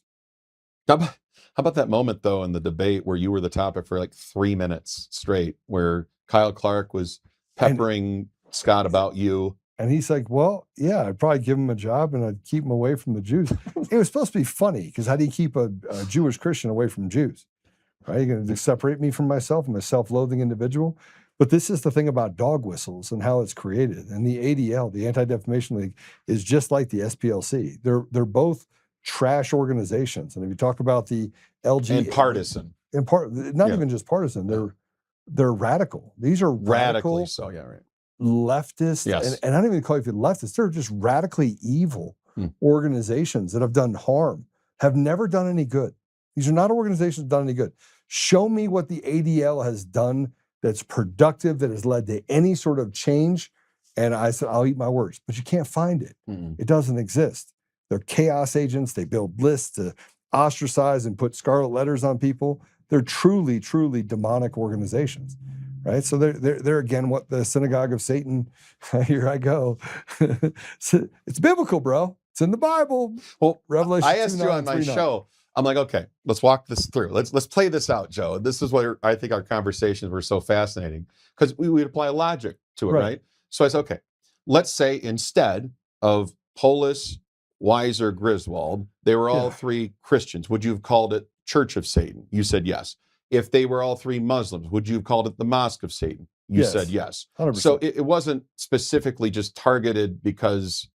Well, I think it's targeted because it's a protected class, right? So when we talk about synagogue of Satan, it's very important to understand that if you're a Christian and you hide behind the behaviors and actions that they've had, you're not a Christian.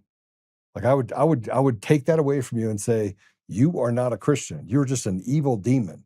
Like you're a bad person. Yeah, that is the Church of Satan. You are the great deceiver, but it's more dangerous when you have what I call to protect. Are Christians protected?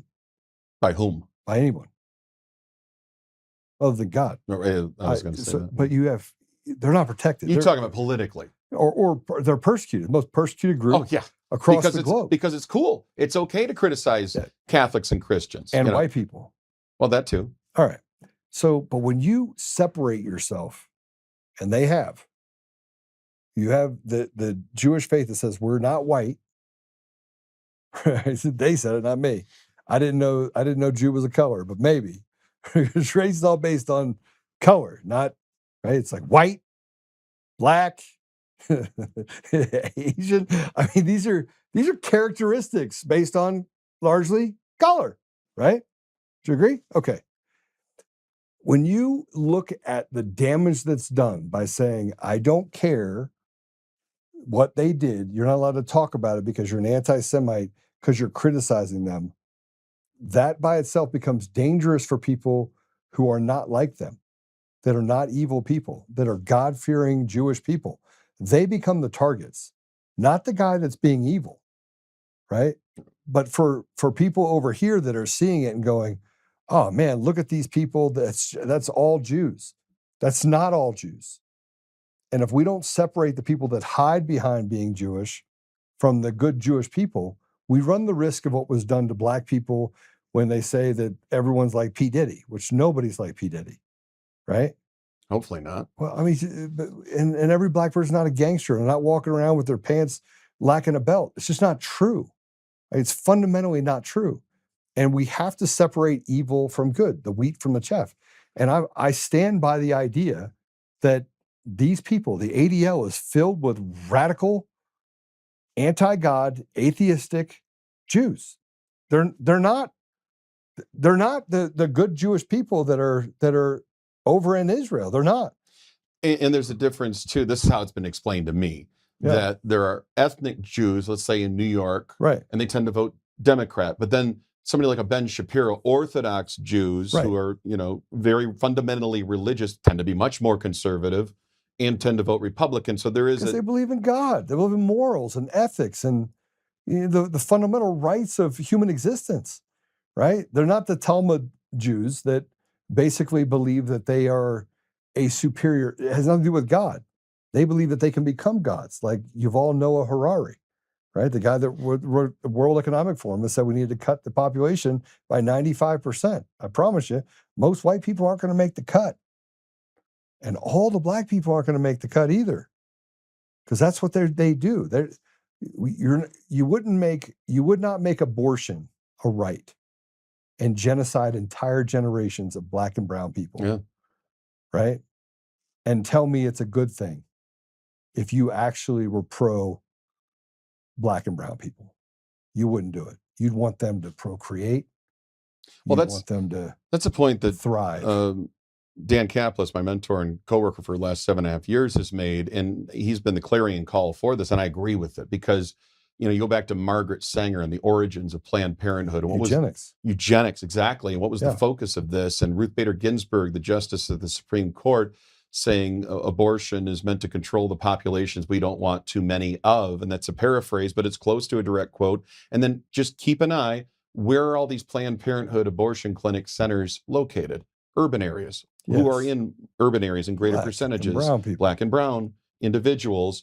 And it is a mass genocide of a race to abort. I mean, this is something that Pastor Lorenzo Sewell speaks to in his church. And he is very rock solid conservative in Detroit. And he speaks, with a very clear conscience. And he's one of the truest believers I've ever witnessed in person. And he speaks to that as well. And it makes the point that you're making, Joe. It makes the point that Dan Kaplis is making, that I believe as well, is that this has a disproportionate impact on black and brown populations. Abortion, and they've even stopped using that word, abortion. Now it's just reproductive rights. They cloak it in some more palatable language because they know abortion as a word now has been viewed by society as to be something to be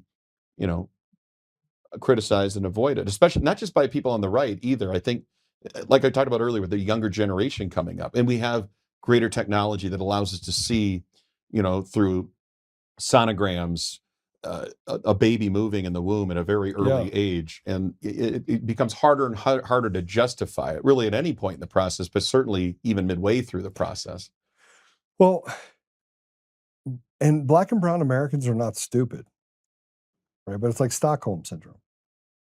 But there's a replacement theology to bring Somali black people over here who are frankly dumber than rocks. I mean, the average IQ is like 50, right? So you can control a population like that. You can't control the black population in the United States. You just can't. And what have we seen too in, like, let's say a city like Chicago? With a strong black American presence and population, they have risen up against 100%. Benefits being offered to illegal aliens. Yes. And I think we are seeing the beginning, Joe, of that kind of awakening. And I know several people like this who may have been lifelong Democrats or their parents were Democrats. I'm talking about black Americans from Chicago, from Detroit, from here in Denver that are like, well, wait a minute, hold on. What has the Democratic Party ever done for me?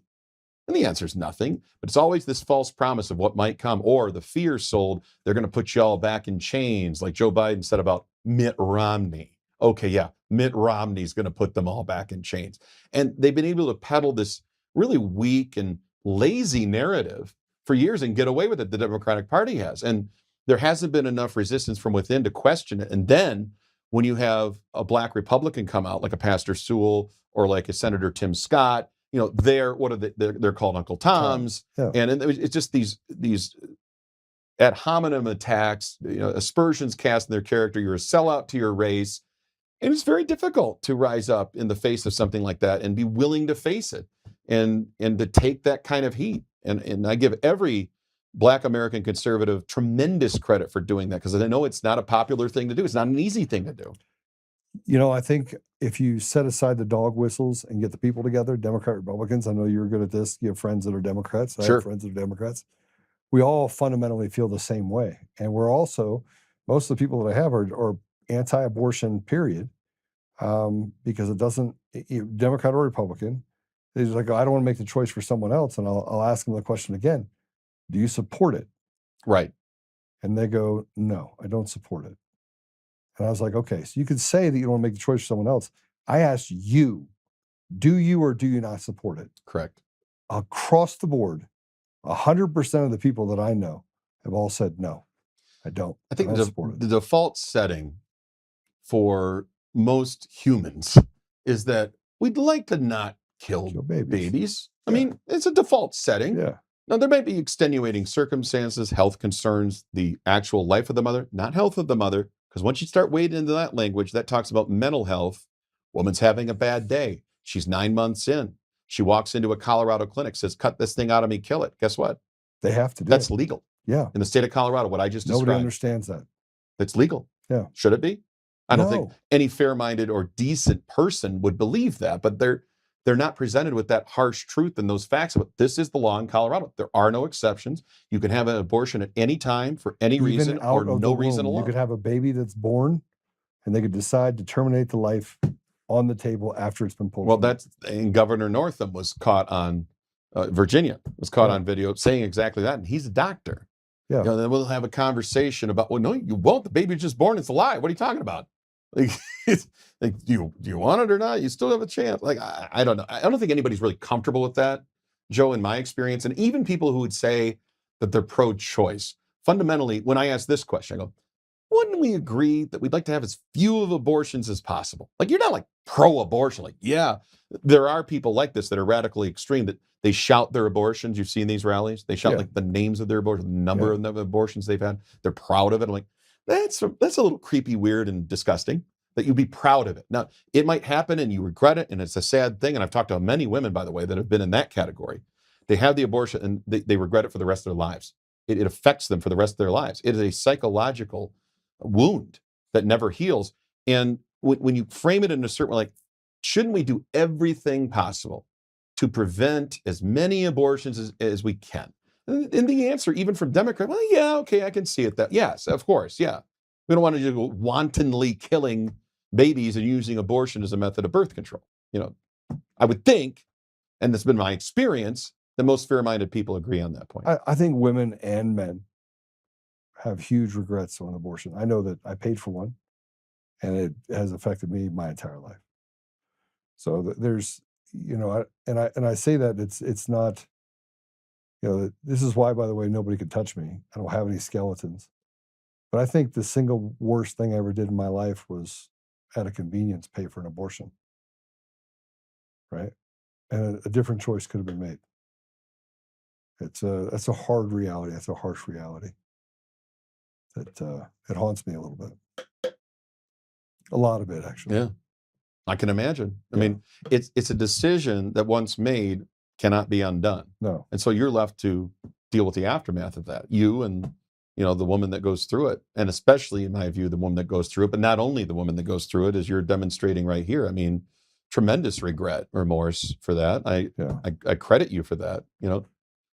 It's a terrible feeling, but I mean, there's a lot of people that feel like, man, if there was just another option, if there's just another. And now it's all based on finances. People are like, I can't even afford to take care of myself. They've made it so difficult that you don't keep enough meat on the bone to. They take 56 cents on every dollar, Ryan. Your paychecks that take quite a bit from you. There's not much left. left to live on. There are organizations that do great work, and I know you and I have our own criticisms of NGOs, including the one I'm about to mention.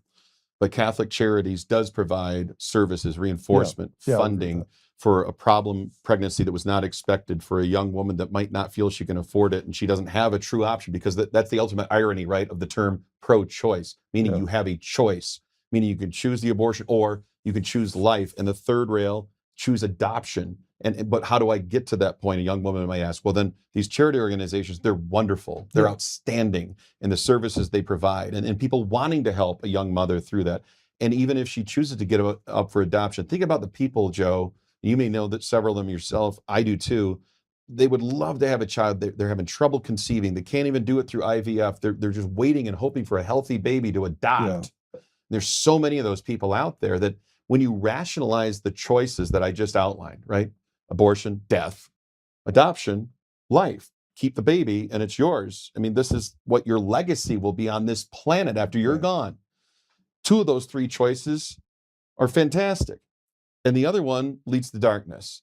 And I just don't know why, when a Democrat says pro-choice, what they really mean is pro-abortion. They mean that, only that choice. And they want women to be able to abort their child at any point in pregnancy for any reason or no reason at all. And I'm sorry, I can't square that. I can't square it at all. Not at all. Not from any standpoint. I can't even square that, Joe, from a logical, scientific, left brain standpoint, divorced of emotion or whatever my personal religion might be. It's like, nah, that's wrong. No, we should agree that we shouldn't be doing that. And I think that when you empower a young woman to truly have those options, when you explain to them what these really mean, what the impact long-term will be, which you just very emotionally disclosed that story about paying for an abortion, that this will have long-term consequences. They're sold a bill of goods where, nope, take care of it, it's over, you don't have to worry about anything, it's over and done with. No, it's not. No, it's not. Never over and done with. No. Man, this flew by. I got a couple more clips that I want to put up, just because I want to hammer home that some of the stuff that's happening in Colorado specifically. But I want to ask you this question first.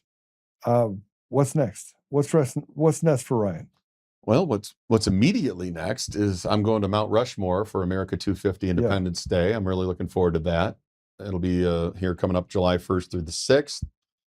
After that, I'm going to try to get my head back on straight and consider my options and make a path forward, because I'm not one who likes to dwell on a problem, right? And make excuses and feel sorry for myself, wallow in my misery.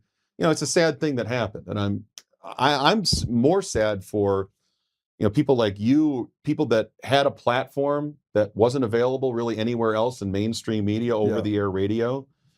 People like my listeners that had that to turn to. And I kind of feel in a weird way like I'm letting them down. I know I didn't do it personally. This was not my choice. I want to make that clear. But then it kind of fuels me and motivates me to find a different path, maybe a better way, a platform that's more modernized to deliver the message that we've been talking about here today, and have it being unimpeded, right, by obstacles, whether that's corporate or otherwise, the limitations of commercial over-the-air radio being removed.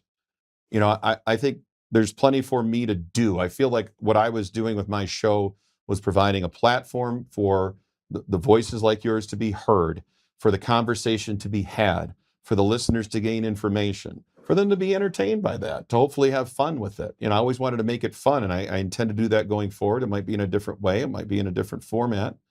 And I'm open to that. And I still have, some wind in my sails. And I think there's a lot left for me going forward on the horizon. It's just a matter of what that looks like and figuring it out. Sorry, I was over here just telling the audience. What Ryan was saying was, what happened was. Well, but the thing I would really say is, people would always ask me, when I had the show, what keeps you going with this? I never lost my sense of wonder. Like, this is really cool what I'm doing right now. And the fact that I get to have this job, not many people have this job, and talk to all these people and form these rapports and relationships with all these people and say things and provide context to these conversations and ask the questions literally as a member of the media between the listeners and the newsmakers and the candidates and whoever else that I think they would want asked. And doing that as a job, as a service to the listeners, I always was fascinated with that process, and I've never lost my sense of wonder. It has not been quashed by this recent turn of events, and it won't be. So, I've got the energy, I've got the gusto, I got friends like Joe Oltmann looking out for me, and I'm going to land on my feet. So I'm not worried about me, and nobody else should be either. Yeah, it's going to be pretty terrific. And there are little birdies that I've talked to about things that we'd love to see Ryan do. So stay tuned for Ryan's part 2 of this as well. There is some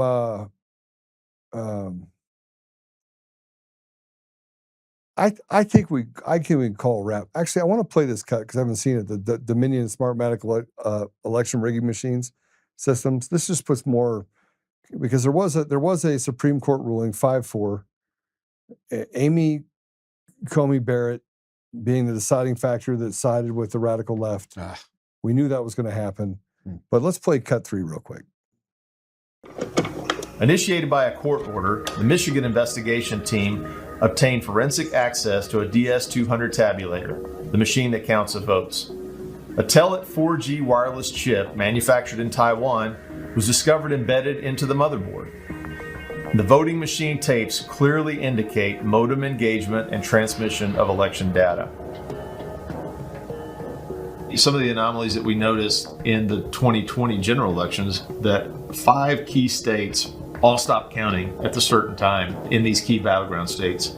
These were all where the software, Dominion machines, ES&S machines were used, the Smartmatic, the GEMS software. So when the vote stopped counting, and this has been noted in other countries as well, President Trump was significantly ahead. When reporting and counting resumed, there was a massive spike occurred that favored Joe Biden. This is what they call the Edison zero, where it zeroed out, turned it off all at the same time. And this caused some pretty massive problems. And all we've been asking for is accountability, right? I mean, it's not like we're asking for much. We just want transparent elections. A couple things, and that's my home state of Michigan, by the way, that stand out to me. And there's a pattern of this, right? In 2020, you can point to a handful of states that were swing states that were anomalies like this, happened. Arizona, Maricopa County. Georgia, Fulton County, where the water main break. Michigan, they were walling out Republican poll watchers. I knew one of them personally and continued to count without them present with these placards on the walls. You saw that in 2000 Mules. Pennsylvania changing the rules after the fact because COVID was viewed as an emergency. So they circumvented what should have been an act of their legislature and enacted all mail-in voting when they didn't have the apparatus to support that.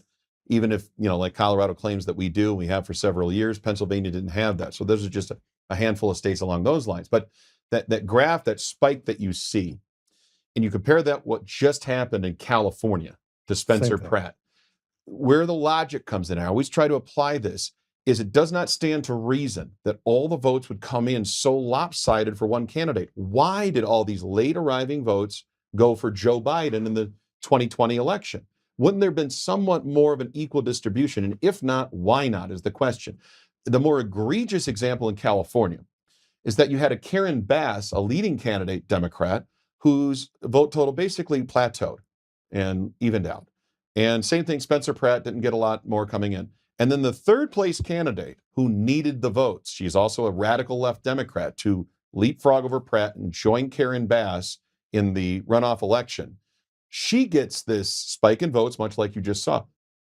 Explain to me how and why all those late arriving votes, assuming they're legitimate, we know that they're not, but let's say that they are.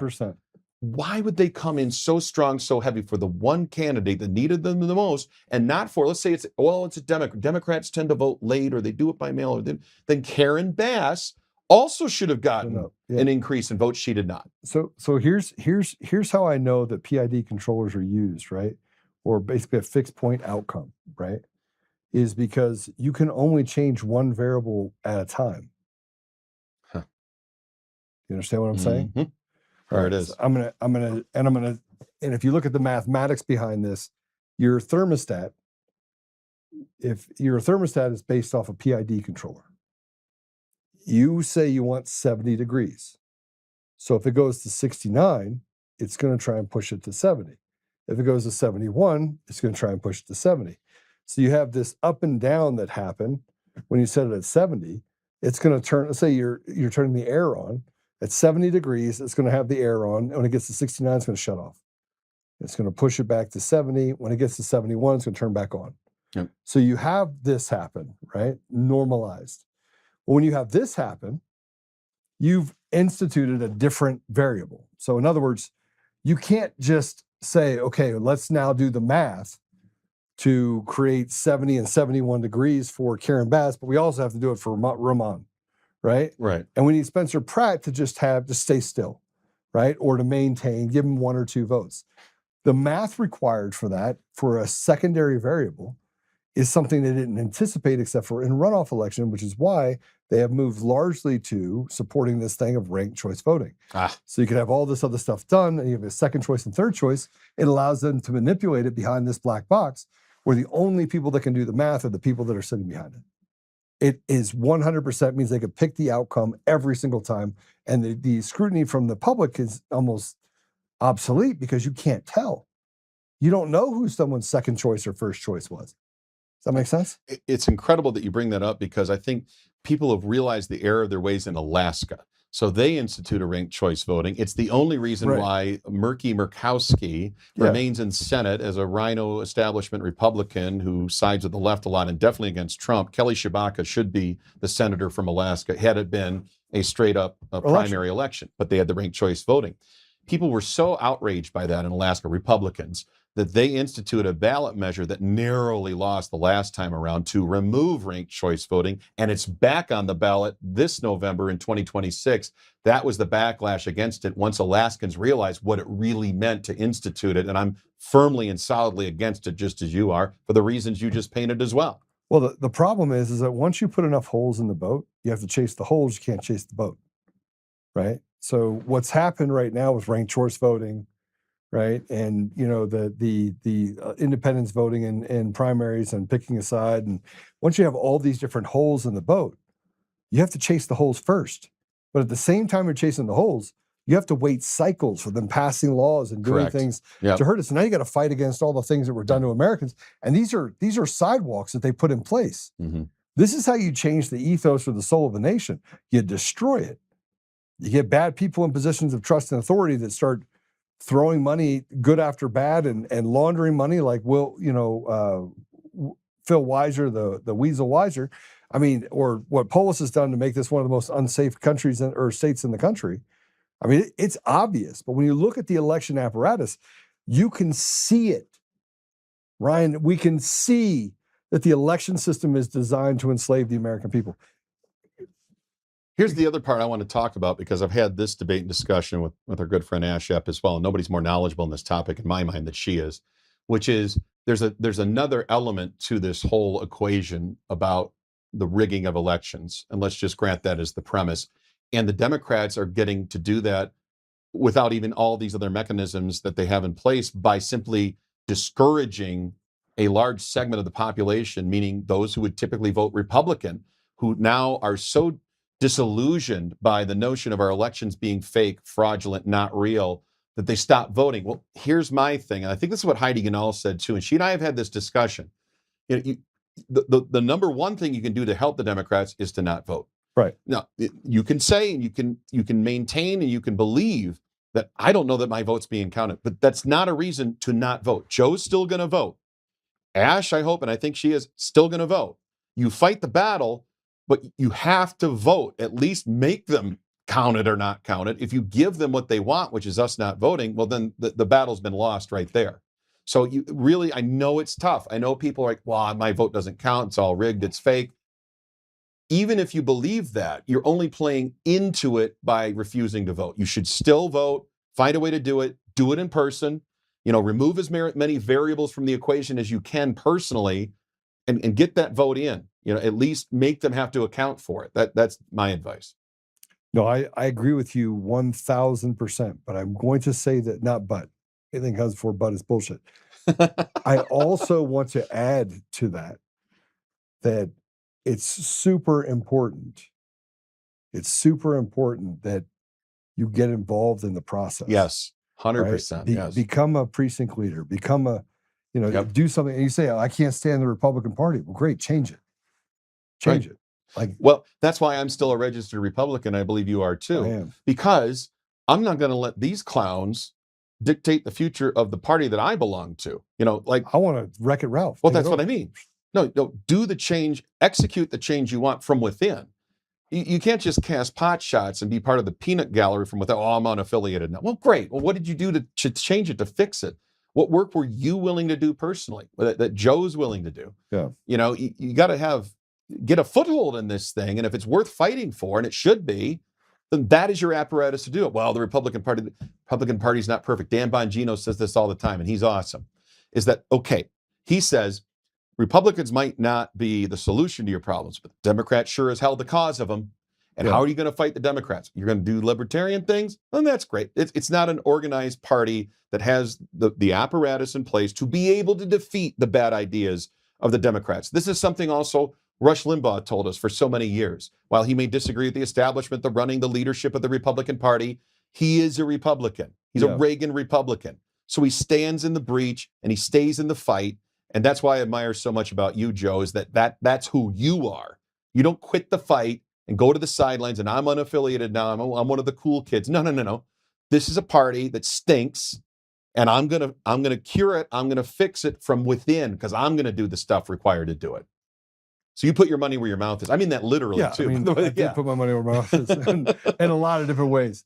For those of you guys that don't know, Supreme Court did rule 5-4. The states could keep counting late ballots after Election Day. Super, super dangerous play. U.S. Supreme Court, a decision is now in on a challenge led by Republicans to late arriving ballots in elections.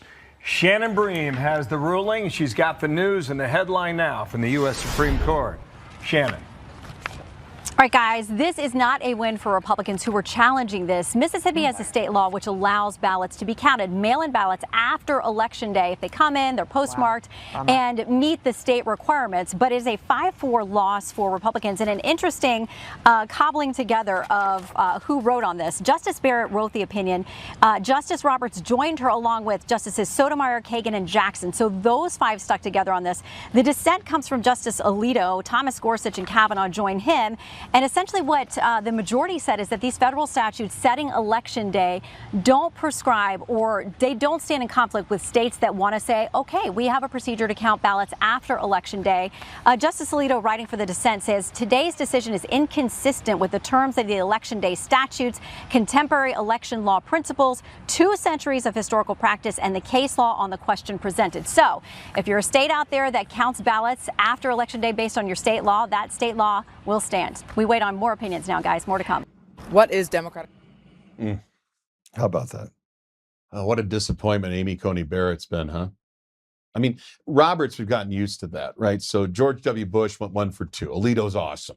And Roberts, who was, deemed to be the successor to William Rehnquist as Chief Justice, has been an unmitigated disaster in that role. And it's really, this is another part of the frustration for me. Even Ronald Reagan, got it wrong. Sandra Day O'Connor, historic first woman justice, she veered toward the middle. He nailed it with Antonin Scalia, probably the finest Supreme Court justice we've ever had. A legend. Died suspiciously. Yeah, and suddenly heart failure. But then Robert Bork, remember, was a nominee, but Reagan had to revert to Anthony Kennedy, a more moderate pick, to get him through, and he was a problematic justice on the Supreme Court as well. The Republican presidents have not gotten it right. Herbert Walker Bush, another example, maybe even a worse pick than Justice Roberts has been. David Souter went full-fledged to the left, the hard left, had been recommended by John Sununu, who is this, Granite Terrible State, guy. New Hampshire, recommended. It was abysmal, but at least we got Justice Clarence Thomas out of Herbert Walker Bush. Then I mentioned W. He gets it right with Alito, wrong with Roberts. Now we get to the Trump nominees. And it's never been, since those presidents I just mentioned, where a Republican president nails it, knocks it out of the park with every pick. Now, Trump got 3. Gorsuch, Kavanaugh, Amy Coney Barrett. any one of those three has had some wobble in him or her in some of these decisions. Gorsuch, I think, the least. Kavanaugh in the middle. Barrett's been just, this is extremely disappointing. This angers me, what just happened there. I mean, we could have actually at least solidified the fact that we have same-day voting, which is possible because we do it in states. And the fact that they allow these free passes, let me break it down this way, too. I'm so passionate about this. You have a right as an American to vote. You also have a responsibility to vote, to seek out, where is my precinct? Where do I vote? How do I vote? When do I have to vote by? That you have to follow the rules. You have a responsibility as a voter to do it correctly, to do it on time. It's not up to anybody else to count your vote if you got it in late. That's on you. That's like you didn't study for the test. And it just bothers me. Oh, we're disenfranchising. No, learn the rules of the game and cast the vote the way you're supposed to, and everything's going to be fine. But you have to take responsibility for your actions. Well, and I think that if we pass the SAVE Act, it eliminates 95% or 98% of the mail-in ballots, which really eliminates this problem altogether. Oh, it's a game changer in a lot of ways. So pass the SAVE Act and get us in a position where you have to be in-person, paper ballot, use your ID, and they're counted at the precinct level. Because now we're open this whole can of worms and issues with the mail. Does it have the right postmark? Can we backdate the postmark? Because it doesn't have any postmark. Well, no, we got to count it in the interest of fairness and access. And we can't afford to disenfranchise even one voter. But if you don't follow the rules, then I'm sorry, you don't deserve to have your vote counted. You really don't. It should be easy to vote, but hard to cheat. Yes. That's what Brian Kemp said in advocating for the Georgia law we talked about. And I agree with that 100%. It is easy to vote if you take the initiative. And if you're a voter, you should want to take the initiative. Correct. To show that interest in our civic duty, in performing that.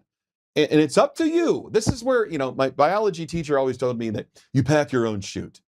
You're responsible for you. This victim mentality of, I don't know, and everybody's got to do this for me, and I don't know, miss me with that.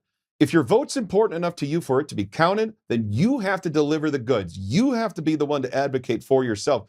No different than if you go into the doctor's office and you're relying on a diagnosis or prescription. You have to be your own best health advocate. And you've got to put your own mask on the airplane before assisting others. They tell you to do that.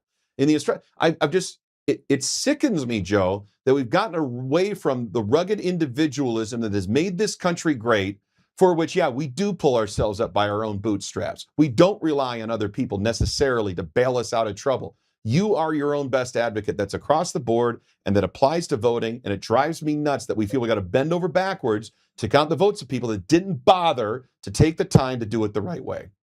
1,000 from his lips to my ears to your ears. That's like putting a stamp on it. A couple of things that happened this weekend, just so we can run through it really quick, because I want to make sure you get some local and some national media on stuff that is certainly going to confuse you. We had the Denver Pride Parade in Colorado here this weekend. Play it. Hey, this is Cassandra with FRSO. Happy Pride. Palestine will be free. Oh, jeez. From the sea to the river. That's wrong. It's river to the sea. Palestine will live forever. Palestine will live forever. Palestine will live forever. Stand up for that.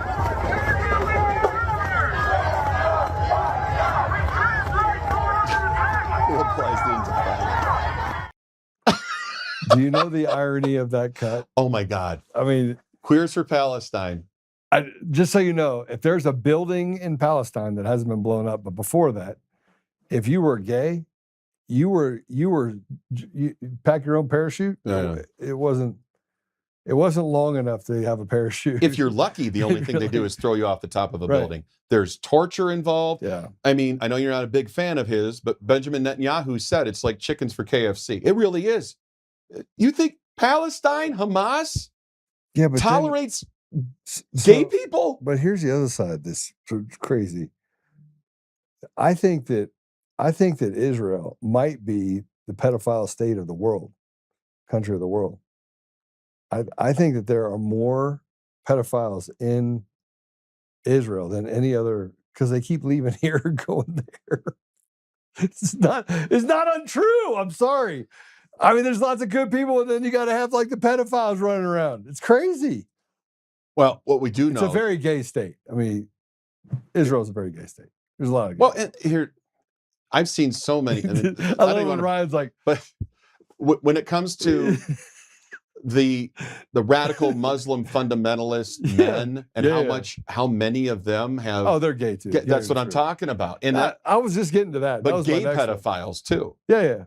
Like underage boys. Oh, it's like they're saying. Yeah. This is the whole Middle East. Something's in the water. It's like, I don't know. It turned all the frogs gay, according to Alex Jones, and now it's turning the people gay.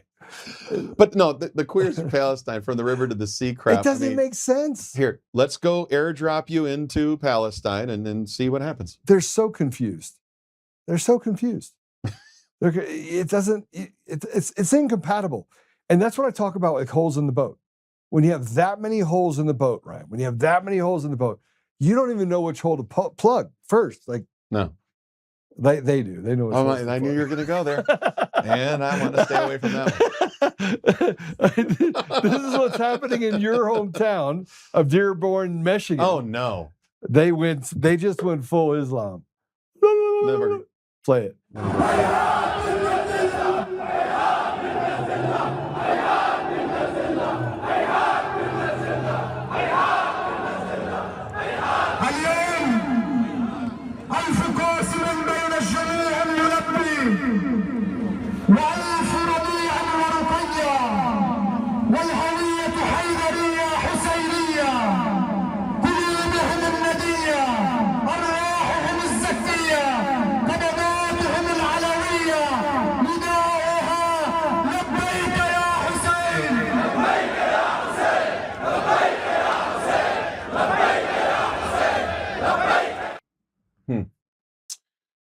Wow. So what I'll say about Dearborn, which is not too far from where I grew up, 25 years ago, in the wake of 9/11, the attacks of 9/11, there were no demonstrations in the streets supporting what happened on that day. Right.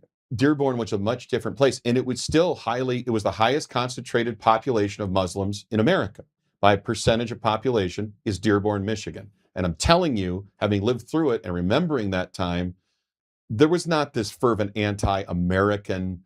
These were a lot of. Did you see an American flag? That's what I'm talking about. Largely, Dearborn had Chaldeans, which would be Christian Iraqis, people that came to this country for a reason, that wanted to be Americans, that loved this country. And we all got along. And now I watch what happens 25 years later in that same town. What you're watching there, they're marching for Sharia law. They're marching, I saw this up there on one of your graphics, that Hamtramck, and that's a very nearby city that used to be fully Polish. A couple of restaurants I'll recommend if you ever go back to those two towns. Miller's, you want to get a burger there in Dearborn, and Polish Village Cafe in Hamtramck is authentic Polish food going way back many generations. Anyway, Hamtramck has been taken over by radical Muslim fundamentalists who are not only openly and rabidly anti-Semitic, they're anti-Christian as well. And they are enforcing what amounts to, in my opinion, to be Sharia law. And this is becoming more palatable to a segment of the left that either has forgotten about 9/11 or it's been watered down in their memories. I don't know how to explain it, Joe, but it's chilling what we just watched there. The biggest part about that in Dearborn is that those were all military-aged men. And that was a large number of those that crossed the border illegally during the Biden administration, exactly what you just described. So you're looking at an army there. And so this takes you down to that thing that goes through your brain of, we need to have an army of people. We need to have an army of Americans. And that is not scary to me if they were all carrying American flags. Sure. And not chanting the chants of death, basically, against America. Because that's, in essence, what that was. That was a pledge to who they're going to support, and it's not America. See, a real fine point on this, because this hits home for me literally, what we just watched, in that Michigan, much like the rest of the country, is a state that is a tremendous melting pot of immigrant populations, including my own mother, who came here when she was 2 years old, Serbian Americans, Greek Americans, Lebanese Americans. There's a lot of Lebanese immigrants in Metro Detroit, but they all came together and loved Detroit and were part of the fabric of a working class, of the auto factories, of a pride in the city, of a pride in America. And I want to make a careful distinction. There are many Arab Americans that I know back home in Michigan who are proud Americans first. They love this country, but that should be the standard. That should be the test. This is why so many illegal aliens crossing the border on the Biden administration's watch, not only was that an abdication of duty, complete failure, it was a rigged game. Alejandro Mayorkas should be criminally charged from what happened during the Biden administration. What we let in were unvetted immigrants. Yes. Who did not have a point or purpose of being here to contribute to our society, to work hard in a job, pay taxes in our society, to bring something to the table of value from a work ethic standpoint. I love those types of immigrants. Like I said, my own mother is one. I'm a first generation American on that side. So if you label me a xenophobe, good luck, because I love the story of immigrants in this country. But when my grandparents came here, they had to have a sponsor. They had to have gainful employment. They had to pledge allegiance to the flag of the United States of America. They had to embrace our culture and contribute to it. And they both had, my grandmother and my grandfather, Serbian, coming here, fleeing communist oppression of the dictator Tito in Yugoslavia after World War II. They loved the dream of America, and they felt honored to live here. They were humbled by that experience. Now we have so many of these coming in there, importing their own culture, not embracing the American experience, lifestyle, the true duty that we have as American citizens, that we have this reverence for what we stand for. None of that's being required for the illegal aliens, certainly, that are coming to this country, because they were never vetted in the first place. But this is what you get, Joe. This is the exactly inevitable result. Our America-hating transplants in this country, I won't even call them immigrants, because immigrants implies that they have an intention, right? An intentionality of becoming American citizens, and that there would be a motivation to do that. They're only motivated to infiltrate our society, to undermine it, to wreck it, to change it and challenge it from within, to undermine it and to establish exactly. I mean, you look at Tlaib, you look at AOC, you look at the squad. I mean, these are Ilhan Omar.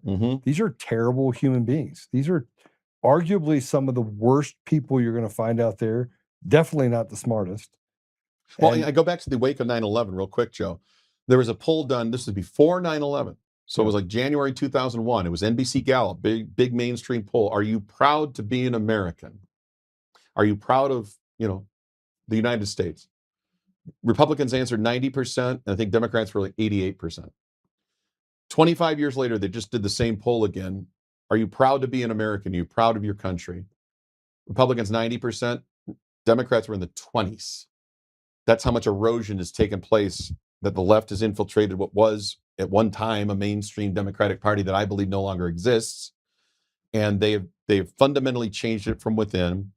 Marxist principles being chief among them, erasure and erosion of the founding of our country, that we are a Judeo-Christian nation founded upon those principles and beliefs, that we are one nation under God. Nope, 1776, those were slave masters, don't you know? And the founders are illegitimate because of that. And we have to do land acknowledgments at the Obama Center, even though we chose to build on it anyway. We didn't give the land back to the Algonquin Indians. We just acknowledged that we stole it from you, but we're still going to build the Obama Center here. So this is all fake, phony, and false. Yet, the left continues with this insurgency, the 1619 Project. To say that our founding was illegitimate, that was evil, that was founded upon slavery. None of these things are true in any way, shape, manner, or form. But they have convinced enough people who are malleable, especially young people on college campuses, that is the case. But this is global. Of course it is. It's not just a U.S. problem. Right. Which shows you that there are people at the top that are creating this chaos, because chaos favors the op, not the people, and they could basically meld and destroy. Again, we have to pay attention to the World Economic Forum. They said they wanted to kill 95% of the population around the world. and you're headed towards it. You're headed towards a war, very hot environment. It's going to pit brother against sister, against mother, against, if we don't start to figure out who the targets are. Well, beware the globalists. Obviously, you and I agree about that one. But also, thank God for Donald Trump, because without him standing in the breach, there would be no opposition to this. There would be no pushback. There would be no demand for NATO, for our other allied members to pay their fair share. There would be no standing up to our allies, because when you're a true friend, Joe, you speak truth to your friends, in a way that might not be comfortable. And people can't figure out, why is Donald Trump harder on our allies than our adversaries? Because it's the art of the deal. It's the mind of a genius, a man that knows how to operate within those spaces and get what he wants. And he knows how to sing the tune that a Vladimir Putin, that a Xi Jinping, that a Kim Jong-un will understand, and talk tough, but then give them respect in order to make them feel included in a conversation. This is all what he's doing. If you can't figure that out, then you'll never understand Trump. But the fact that he's tough on our allies was a long time coming. And that he would be willing to stand up on a world stage and go, no, this isn't right. This is not how we're going to do business in America. That's what America first to me means. It's not that we are isolationists, we don't participate in a globalist economy or society, but that we're competitive within it and that we lead the charge. And that we're not ashamed of that. We're not going on an apology tour like Barack Obama did. We are proud to be Americans, a force for good in the world, without whom we'd all be speaking German or Japanese. 100%. So in the wake of 1945, I'm not going to shy away or blink from the fact that we, the United States, are the driving force for good in the world. We're the beacon on the hill. We are the example set for other nations that they have followed. And we should never be ashamed of that. We should be the opposite. We should be prideful and proud of that and stand on it. I agree with you. And I think that's happening. I think and I think, by the way, that black people, brown people, white people, they're all rejecting what's happening right now. Yes. You see it. And even Democrats are rejecting it and trying to figure out, okay, can I stand on the Republican side? Because they look at what's happening on the Democrat side and they're like, yeah, I don't want anything to do with that. Right. Right. So it's a purposeful breakdown, but I think that they weren't anticipating what I call the God part. And that is, God's not a Republican or a Democrat. And he starts touching people's lives. And this is, the outcome is people start waking up a whole lot faster. Or you can just destroy it, I guess. Tower of Babylon, you can do that too. All right. There's so much stuff to put out there. This is, I almost feel like I don't want to end it on a bad note. I will say this. We'll save some of this stuff for tomorrow. Texas passed a resolution declaring March 23rd as Pakistan Day. Oh, come on. Texas? Yeah, play it. And consider H.R. 32. Members, you've heard the motion. Is there any objection? Chair is none. The rules are suspended. Following resolution, the clerk will read the resolution. H.R. 32 by Lalani recognizing Pakistan Day at the state capitol. What? In Texas. True story. Yeah, so you know that, and it was done by Habibi Babuba. The Pakistani rep. I don't know what his name is. I just made it up. Was it just some of these kind of, we're going to throw you a bone. Here's Pakistan Day. Enjoy. But it's a slippery slope. It's a slippery slope. And it's almost like this. Here's just to show you how bad it is. Here's I think my biggest problem is incrementalism.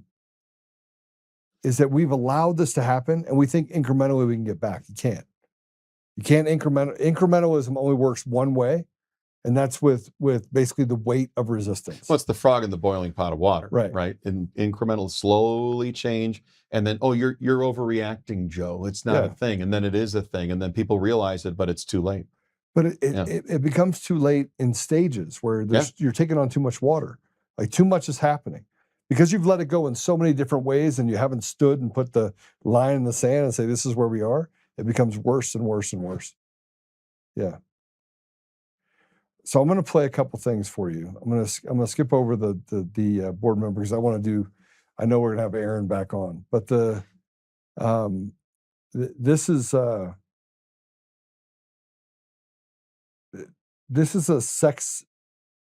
sexologist. I don't even know what that is. Is that a Lindsay thing? Doe. Is that real? No, yeah. She's parked in front of a children's park in LaGrange, Illinois. Play it.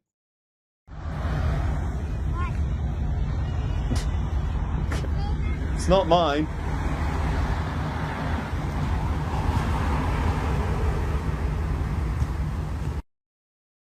The hell is that? Yeah. What? Yeah. Was it sex? Sex pre... Sexplanation. What does yeah. that even mean? Oh boy. Yeah, I see that. This is crazy. But more importantly, they're at least saying the quiet part out loud now. This is what's happening in Toronto. Oh boy, Toronto. There's one. In a pride environment. Go ahead, play it. We're coming for your children. We're coming for your children. We're coming for your children. We're coming for your children. We're coming for your children. See what they say? They're coming for your children.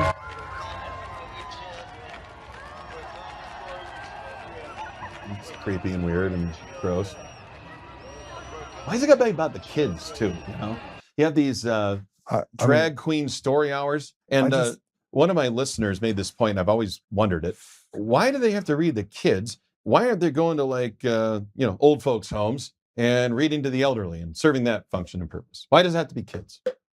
It's a rhetorical question, of course. Well, because if you're going to groom a child, if you're going to groom an adult into a sick lifestyle, you have to start when they're impressionable and they don't know the difference between right or wrong, or they can at least be able to question it. Okay, we're going to end it on this. I'm done with the cuts. You guys have lots of good cuts, but here's the Los Angeles man that's getting arrested for shooting naked people with a BB gun. Go play it. Charges after allegedly shooting 2 people with a BB gun at a naked bike riding event in downtown LA. This happened around 11 this morning near the intersection of Temple Street and North Alameda Street. Police say a male suspect dressed in all black and riding a scooter fired the BB gun at the nude cyclist. 2 victims were treated for lacerations at the scene. The suspect will be charged with assault of a deadly weapon, and more charges are pending. I don't even know what to say anymore. In order for a BB gun to be deadly, though, that's got to be one hell of a shot. It's nearly impossible. Like directly in the eyeball. I'm trying to figure this out. Like you can't kill forensically. I mean, I'm not justifying what he did, by the way. I mean, you probably could make someone more retarded, although it's arguably making a radical leftist more retarded would be very difficult. You might correct it. But you're not typically going to kill someone with a BB gun. Like I said, you remember Mad Libs when we were kids, filling them out. Like, okay, it's Los Angeles, man, and then he's going to shoot naked people with a BB gun. At a naked parade. On their bikes. And what? Was he shooting him in the ass? I mean, I just don't know if he's shooting him. If he, Where was he aiming? Isn't that important to the story? Wouldn't it be important to the story for us to tell us where they aiming? Where were the lacerations we just heard about? Ow! Ow! That's not the only thing that's tried to go in that ass, I promise you. Oh, there it was again. Why did I agree to do this? Right. Happy America 250, everybody. Ryan, you're headed off to America 250? Yeah, Mount Rushmore. It's going to be pretty amazing. Yeah, I'm going to look forward to that. Tell everybody how they can follow you. Well, these days, it's quite direct and simple. At Ryan Schuiling on X. You can also follow me on Facebook, and that last name is Dutch. It's weird. SCHUILING. And stay tuned for coming attractions. We'll see what happens next. It's going to be pretty cool. I think so. All right, there you go. So you can follow them right there. That's me. That's my face. The Temu version of TMZ. Yeah, that was Victor Marx. I wear that as a badge of honor. How in the world is that guy? How is he even? I'm going to make this prediction here, so I'm doing it before the election. We will never hear of or from him again after Tuesday night. He'll disappear into the ether. He will donate all of his funds, whatever's left, because he spent most of them, to his own charity organization, which is legal under election law. So take that one to the bank. He will. All right. Well, he will definitely take it to he'll take everyone to the bank. Oh yeah. But you just there's no appetite for him in Colorado. And then people's like, oh, I talk to people. They're like, I'm going to vote for Victor Marx. If you fell for the Marx scam, I'm sorry, you deserve it. You deserve everything you get. And you're going to be like, what? Where did Victor go? I thought he was a hero. Well, he wasn't, and I tried to tell you. And so did Joe. I tried to tell you. I did. I did what I could. I know that. All right, listen, Apple Podcasts, Google Podcasts, Spotify, Pandora, iHeartRadio, TuneIn, and more. We are also on Roku. So you can find us there and in the Apple Store. So go over there, give us a 5-star review if you're over on the other side, and make sure to follow us. Everybody keeps asking me about Rumble. I know we have the comments up. Trust me, we got a whole big thing that we're going to be launching with locals and what's the other one? The other one that we're doing. I'm a goofy Gen Xer like you. Yeah. I don't know these things. It's a lot. So we've been asked to go on a different platform. We're going to do that. Okay. But we're exploring other options and things. Stay tuned for that. It's going to be amazing. I just wanted to hear what Ryan had to say, because I think there's some things that need to break open that don't come from Sacramento, California. On our local news talk station. So stay tuned. I'm going to go ahead and pray us out if that's okay with you. Yeah, thanks, Joe. Thanks for having me. Thanks for being on. It's great to have you. Father God, thank you for Ryan. Thank you for the impact that he's had in the state of Colorado for so long, for the last 7 years. Thank you for his tenacity, his voice, his wisdom. And Father, thank you for the people that you've put in his life and the fact that you put him in my life to talk reason and to really get to the bottom of that thing that I think is important, which is truth. Father, I ask you to bless Ryan with the ability to travel safe when he goes to Mount Rushmore, but to also lead him in his life towards the next opportunity that would serve you and to serve restoration, Father, restoring good and restoring you to our community and to our country. Father, help us as we go about our day that we may not become the very thing that we're fighting against, and that we may stand clear in the idea of truth. We ask these things humbly in Jesus' name. Amen. Amen. All right. We will see you guys later. Thanks for staying with us. And listen, here's the great part about everything we just talked about. It's all true, including the stuff about Victor Marks. Go Scott Bottoms. We love you, Tina. And, Colorado is not lost. That's why Ryan and I are still here. So, That's right. All right. God bless you.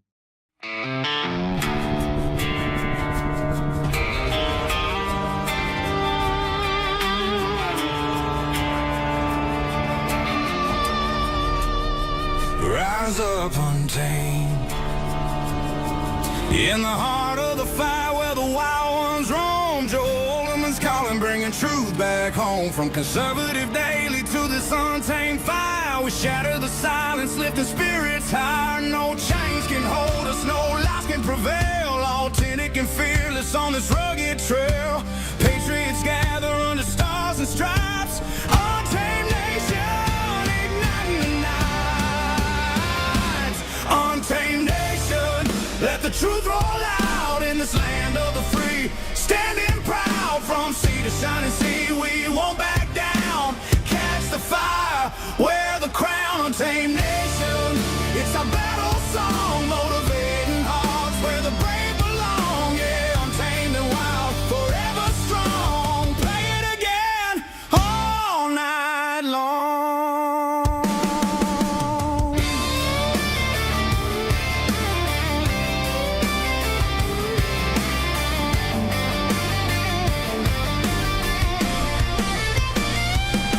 Break the mold, chase the real. No more games, time to heal. Joe's voice leads the untamed crew.